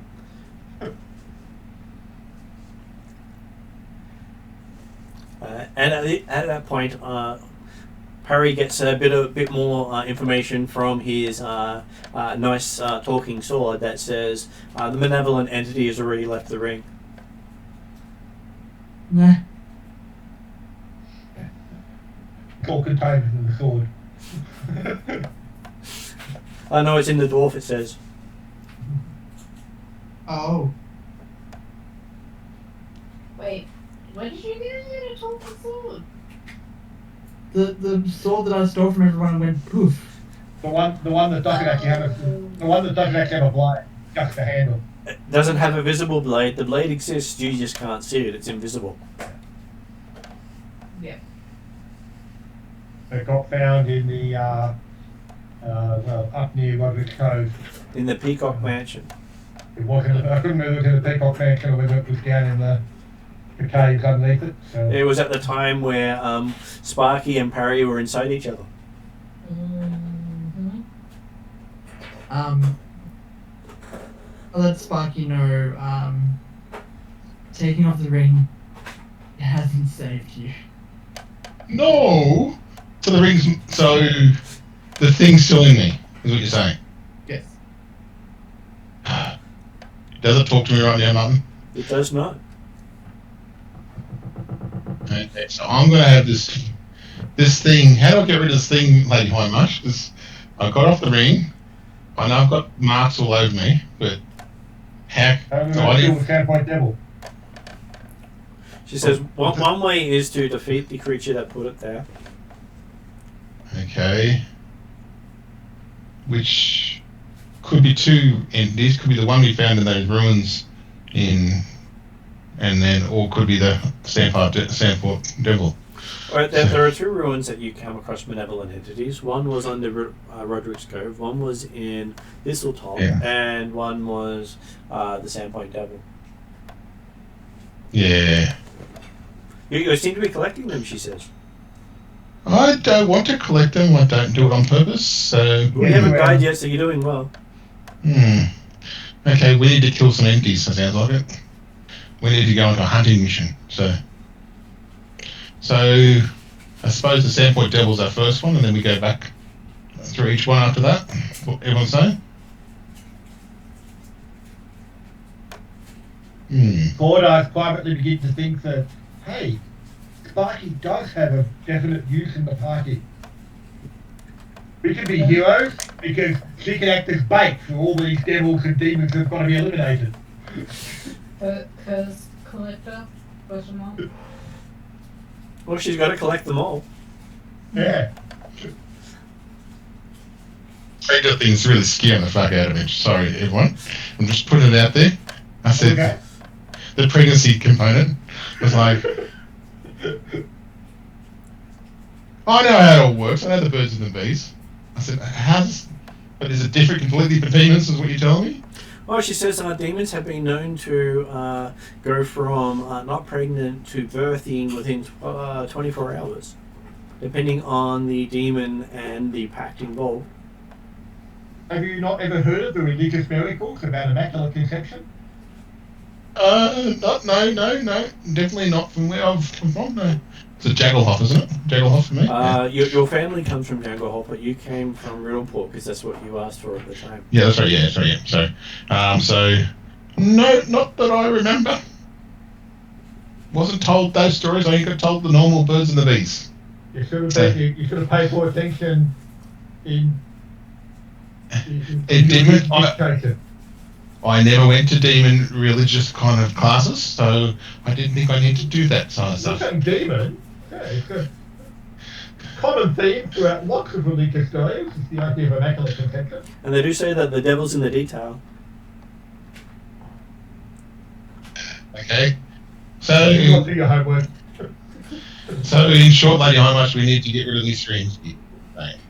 Yeah. Not guaranteed to work, but if you could also find out details, like especially their name, that can help with your research to track them down, summon them, or find out something stronger that can break the pact for you. Though that could then end up binding you to them instead. If I speak the name that was shall not be spoken, wouldn't that bind me closer to them, and therefore they would do more damage to me? Quite possibly, but you do know the name, so you could technically research it without telling anyone what the name is, but that would be make things a little bit more difficult for you.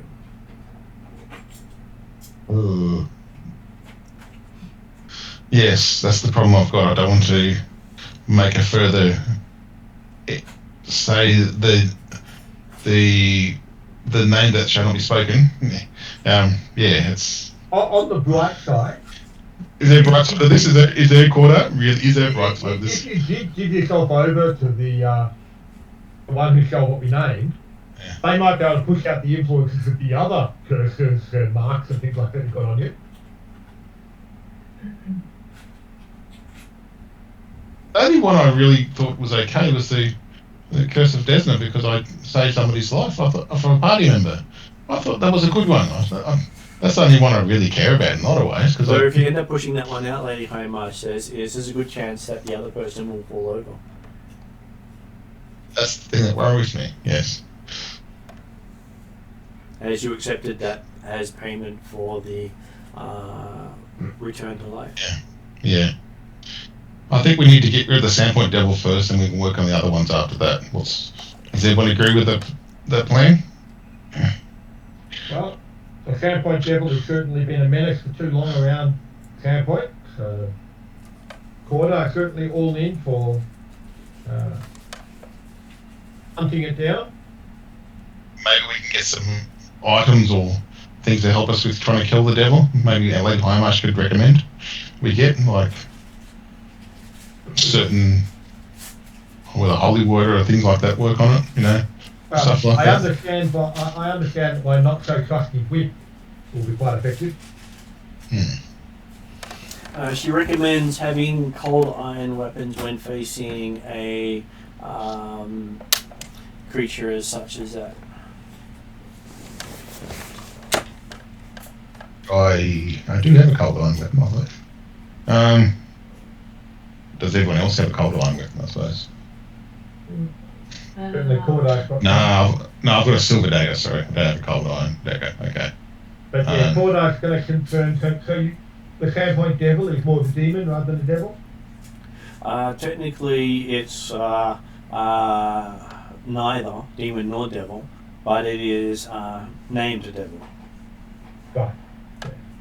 I guess, okay, he probably doesn't, if it's connected with the Pyromaterial plane, then yes, I guess it does not count with those other planar creatures. Yeah, okay. Which possibly means that the whip will have less effect. Okay. I suppose also Lady I. Is it hard enough with the big cord? Yeah. Things still go down. Well, we do tell Lady Highmarsh about those places we found up there as well while we've been away as well. So, especially the latest one where we found the ring kind of thing. We'll give the report on the contents of Thistletop and the fact that there was evidence of Thassilonian influence in the location. Yeah. She says she's not surprised, as there's a lot of related issues around. Particularly probably not surprising if it's got things like the ring that I still don't understand why Parry's decided to pick it up and take it. Probably because, well, she says, who knows actually, it could be many sort of reasons why it seems to work for Parry but not for others. And I'm sure that a ring of demonic sorcery, if it tells you, oh, don't worry, the demonic presence has been pushed out into Sparky, and therefore I'm all fine now, that sounds perfectly reasonable. Yes, of course. That's definitely how things would work. Though from what she's actually researched, if you do defeat the Sandpoint Devil, for a while it becomes a spectral devil. So you might want to make sure you have a ghost touch weapon with you. Yay, that's the first time I get to use my weapon properly. Yep, sorry. I've had this ghost touch to do it from the start. Okay. I suppose we can have a day rest and then we can head out again. And can we get at least a new horse for me? I don't want a pony anymore for obvious reasons. What's wrong with your pony, she says? I explained what happened with the Dispel Magic thing and how we first met the Sandpoint Devil. And I explained how I I had people talking to me in my head, and then I saw my pony on the roof of my inn one time in Sandpoint and things like that, and I explained that all to her and see what she says about the whole thing. So she thinks that obviously the Sandpoint Devil has singled you out as a person of interest. That's what I'm gathering. I just don't like the decay thing and all this other stuff. I thought, look, I just want to get rid of her. I don't want it around anymore, and I want to get rid of her good. I'm pretty sure that. She says, well, you can't get rid of for good until Dusa has faced it alone. No, I know. I want Dusa to finish what she has to do, but I'd like to make sure. Are you suggesting that Lady Hindmarsh provided you with a possessed mount? No, I didn't. But you just said that the pony she gave you was not... Well, I'm a bit untrustworthy of ponies after Parry dispelled my pony and it turned into a nightmare and we get winged. The pony that Lady Hindmarsh provided? Well, I don't know who provided it. I didn't ask this question. I just told her here's some things. I didn't know Lady Hindmarsh provided it. And I do apologise. I didn't suggest that, Lady Hindmarsh. Because this is the pony that you thought we collected when we left Agdamar. That was provided by Lady Hindmarsh of the Pathfinder Society, along with the horses. She got a pony especially for you, for your size. Well, she actually says she didn't provide any ponies to the party. She only provided horses. See, Corda? See? Lady Hindmarsh wouldn't do that to us. So I think the Sandpoint Devil's been playing tricks on me in particular. So I think I'd like to have a small horse, not a pony, in the future when I ride. So small horse, donkey? Or an as long as it doesn't walk. Instead of riding the pony that was there at the start, which turned out it wasn't coming very much, you'll ride the fifth horse, or the fifth horse would have been, rather than the pack horse. Like because obviously there were 5 horses and a pony there when we left Magdamar. So we used one of the horses for a pack horse. Yes. And you rode the pony, and the other 4 of us rode the horses. The other 4 horses. So I can happy to. I don't want anything to do with a pony anymore. Ponies. Look, this has got me all troubled in my head. Okay, the pony situation. So that's why I need to get a fresh start. Do you understand, Corda? I said I saw a pony walk on the ceiling of my roof one night and just look at me with a demonic look. I said that scares the shit out of anyone. And you said nothing. Well, what am I supposed to say? Hey, I said my horse walk on the ceiling. I said, you all look at me crazy, which you did at the start, remember? So, yes. now I think we understand. I was getting, manipulated by the Sandpoint Devil. So now that we need to sort out the Sandpoint Devil with... Yeah, we all now understand that you were suffering some hallucinations caused by the weird cravings you were eating from being pregnant. Lady Hindmarsh, can you please get some sense into him? She's currently laughing. See what I have to put up with Lady Hindmarsh. See. She can see. She thinks that your friend is quite knowledgeable. Quite knowledgeable. Okay. Might not actually fit in any of the books of lore, but quite knowledgeable. Yes, he's quite knowledgeable. Just go. Well, okay. I think. So I suppose for Dooza and Parry and all that, like we need to go kill the devil with Dooza doing it as much as she can. He can. As far as we figured out, if Dooza doesn't defeat the devil by the allotted time he's got, then Dooza becomes a minion of the devil. Hmm. And considering most god contracts are all about details, defeating a creature doesn't necessarily mean beating it in combat.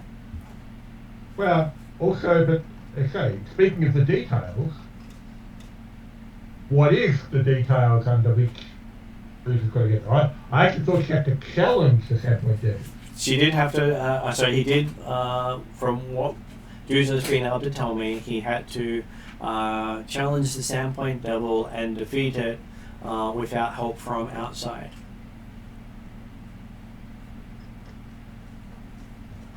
So Challenge it while it's inside Sparky.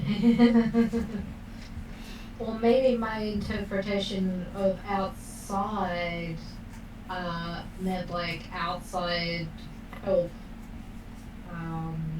Well, as in, you couldn't receive help from another person. Yeah, okay, no, so I did get it right. Yeah, but you went for what? But the challenge itself is not necessarily combat, even though that is your strength. Unless, of course, you break another realm. Challenge it to Tiddlywinks. It's Game of chess. I wouldn't recommend a game of chess. He might win.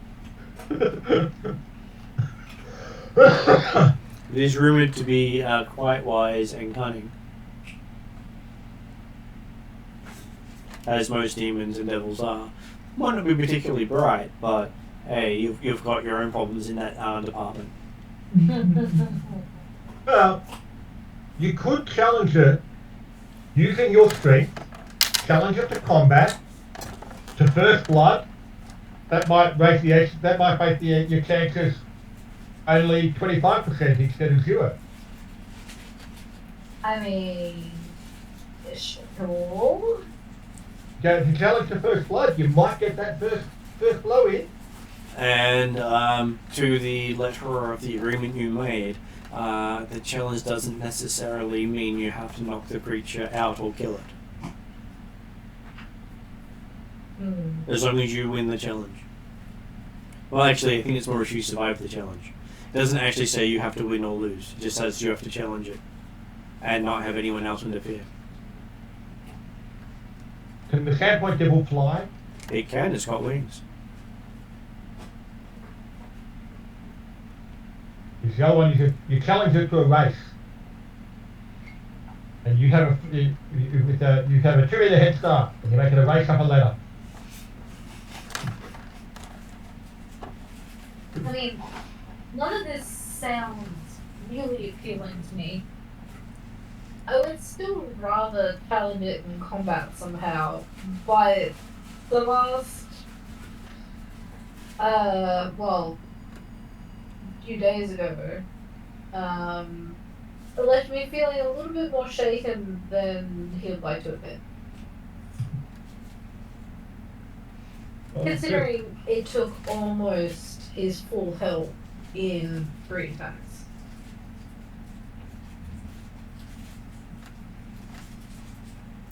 Demons are not to be trifled with. Pardon? Demons are not to be trifled with, Lady Homars tells you. Yes, I was aware of that before we actually, and I stare at Parry, unintentionally challenged him early. You said it was early. I did. Well, at least challenge unprepared may be better too.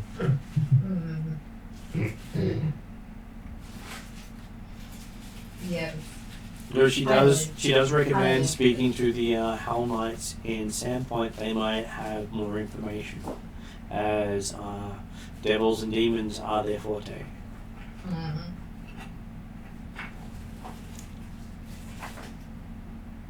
Well, we were just there, and we were just with,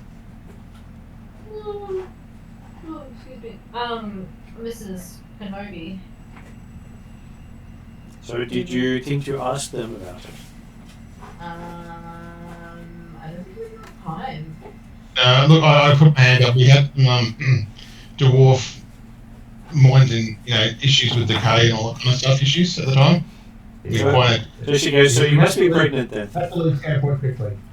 Yeah, we had to leave Sandpoint because, Potentially we could talk to the Hell Knights here in Magnemar. Well, if you want to ask them about the Sandpoint Devil, they won't know as much here as they do out in Sandpoint, who have been interacting with the area more. They generally they have a habit of conversing with devils and demons of the region to find out what they are and what they know. Because their job is to put a stop to them and to keep them away from society.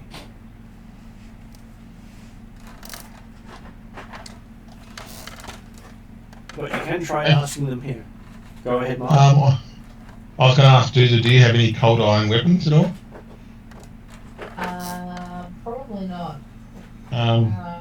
He carries a big two-handed axe, though he prefers to use his orc axes, which you often now see him pull both out and attack with.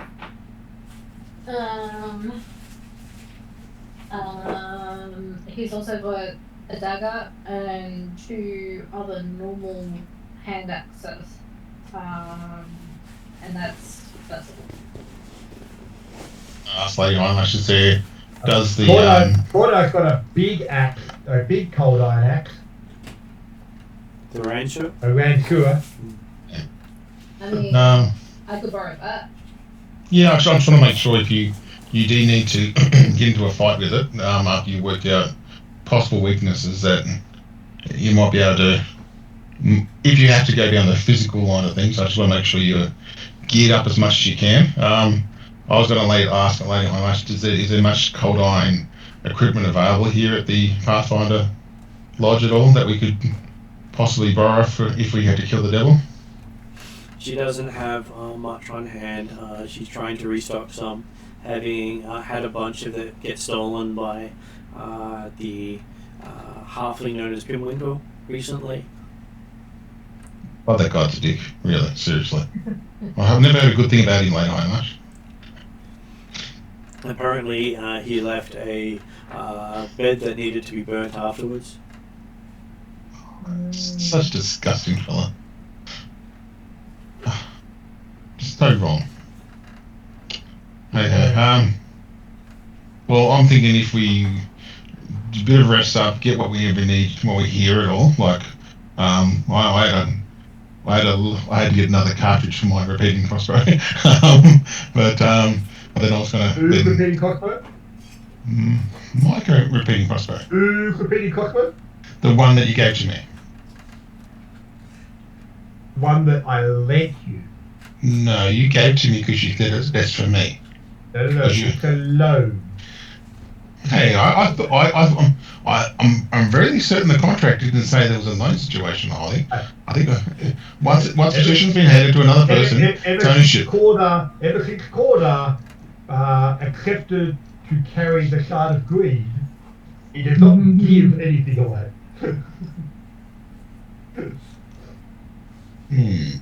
Let me think about that. Even when he attempts to take it a loan, it still has the same effect on him.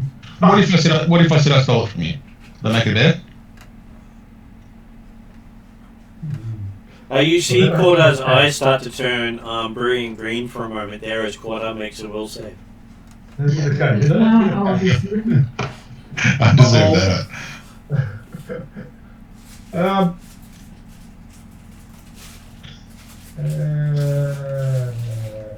Okay. 11 downgraded. Okay, so you see Corda get shrouded in green flame.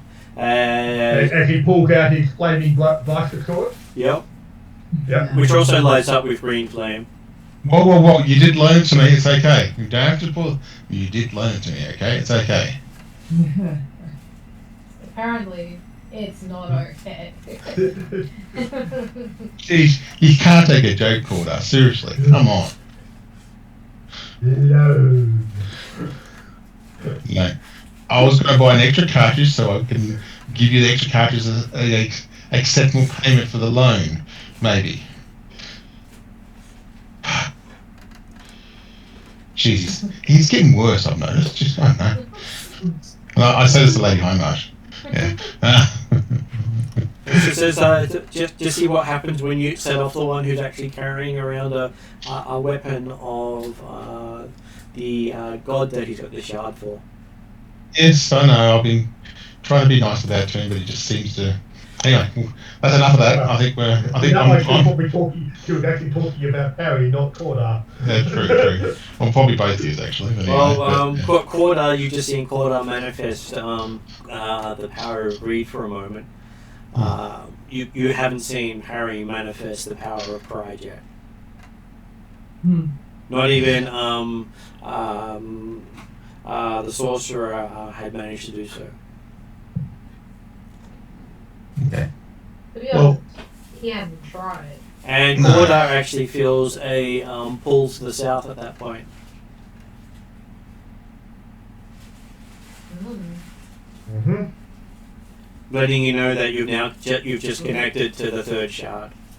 Yep. Yay. And does he, well, as a player, I certainly recognise what that pool is referring to. As a character, does he understand what that pool might mean? He had been told, but Yeah. he said he probably wouldn't feel it until he awoke the shard. Yep. So a few minutes later, when Cordar has finally calmed down enough and suppressed the greed enough, he'll apologise to Barky for the outburst, but on the plus side, I think I can find the next shard now. It's definitely to the south of us. I think we need to kill those things to the north first and then go to the south. I think we've got too many people associated with certain things to the north at the moment, then we can go. Once we clear that up, I think we have plenty of time to go to the south. Anyone else can concur with that, or? I don't want to turn into a bitch for a certain devil, that's all. Or a reincarnation of something coming out of my arse. So. And there's a sort of thing that, as Lady Hindmark mentioned, the gestation periods of demons is greatly variable. Yes, sooner we get rid of all the threats. Although, you're not actually showing yet, so maybe we've got time. Look, I'd like to get rid of it sooner than later, personally. That's my preference, but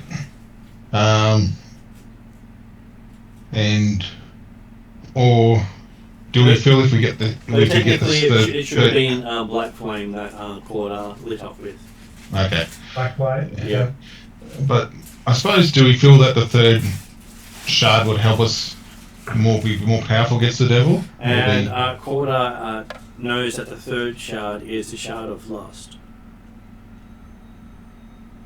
This character was here, but anyway. Perfect for a certain character. But okay. The idea generally is not necessarily to put the shard in the people who are most suited to it. No. I'm just saying. Well, it could have been Belarth either too. You know, it could have been a combination there. That's how. Look, if I'm pregnant, lust is not going to make any difference right now, is it? I'm just putting it out there, okay? But anyway, look, I think we maybe sleep on this and decide what we're doing in the morning. What's everyone's thought? Would Duza like to borrow Cordar's Cold Iron Ransur?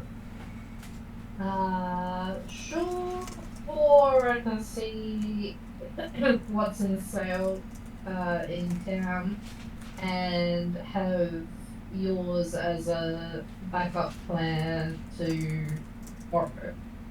Well, the other aspect is that it would probably be valuable to take the time and the money, the expenditure, if people have the funds available, to transfer the runes from your axes, or at least from one of your axes, over to the Ransura or equivalent, like whatever cold iron weapon you're not using.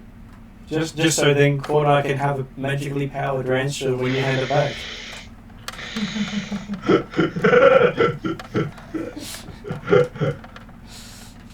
I mean, that benefits Cordar.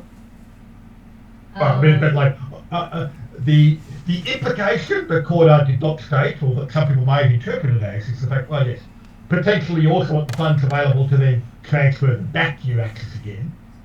So, I mean, Cordar also carries a cold iron short sword, but it's only a low grade cold iron, so it would not be suitable for a transfer for magical runes, whereas the Ransu is an expert quality weapon. So, having been tucked down in the Temple of Wrath underneath the crows, underneath the crow. So. Yep.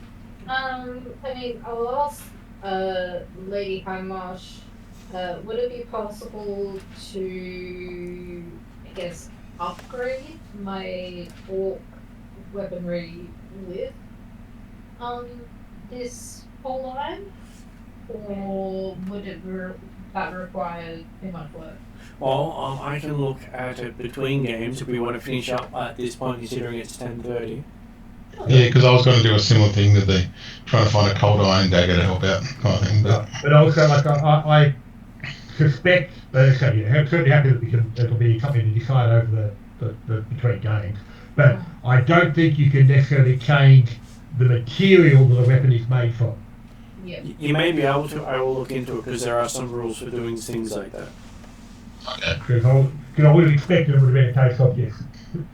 You can obviously upgrade the magical properties with runes, but I wouldn't have thought you could actually change the physical make of the weapon.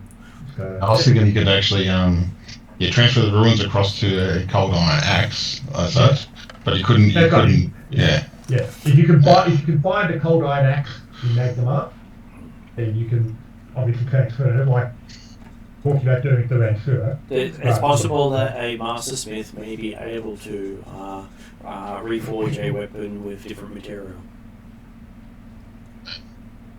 Well, let's I'll leave it with our gracious DM to have a bit of looking around and see what we can do, and then we can talk about next fortnight kind of thing. So.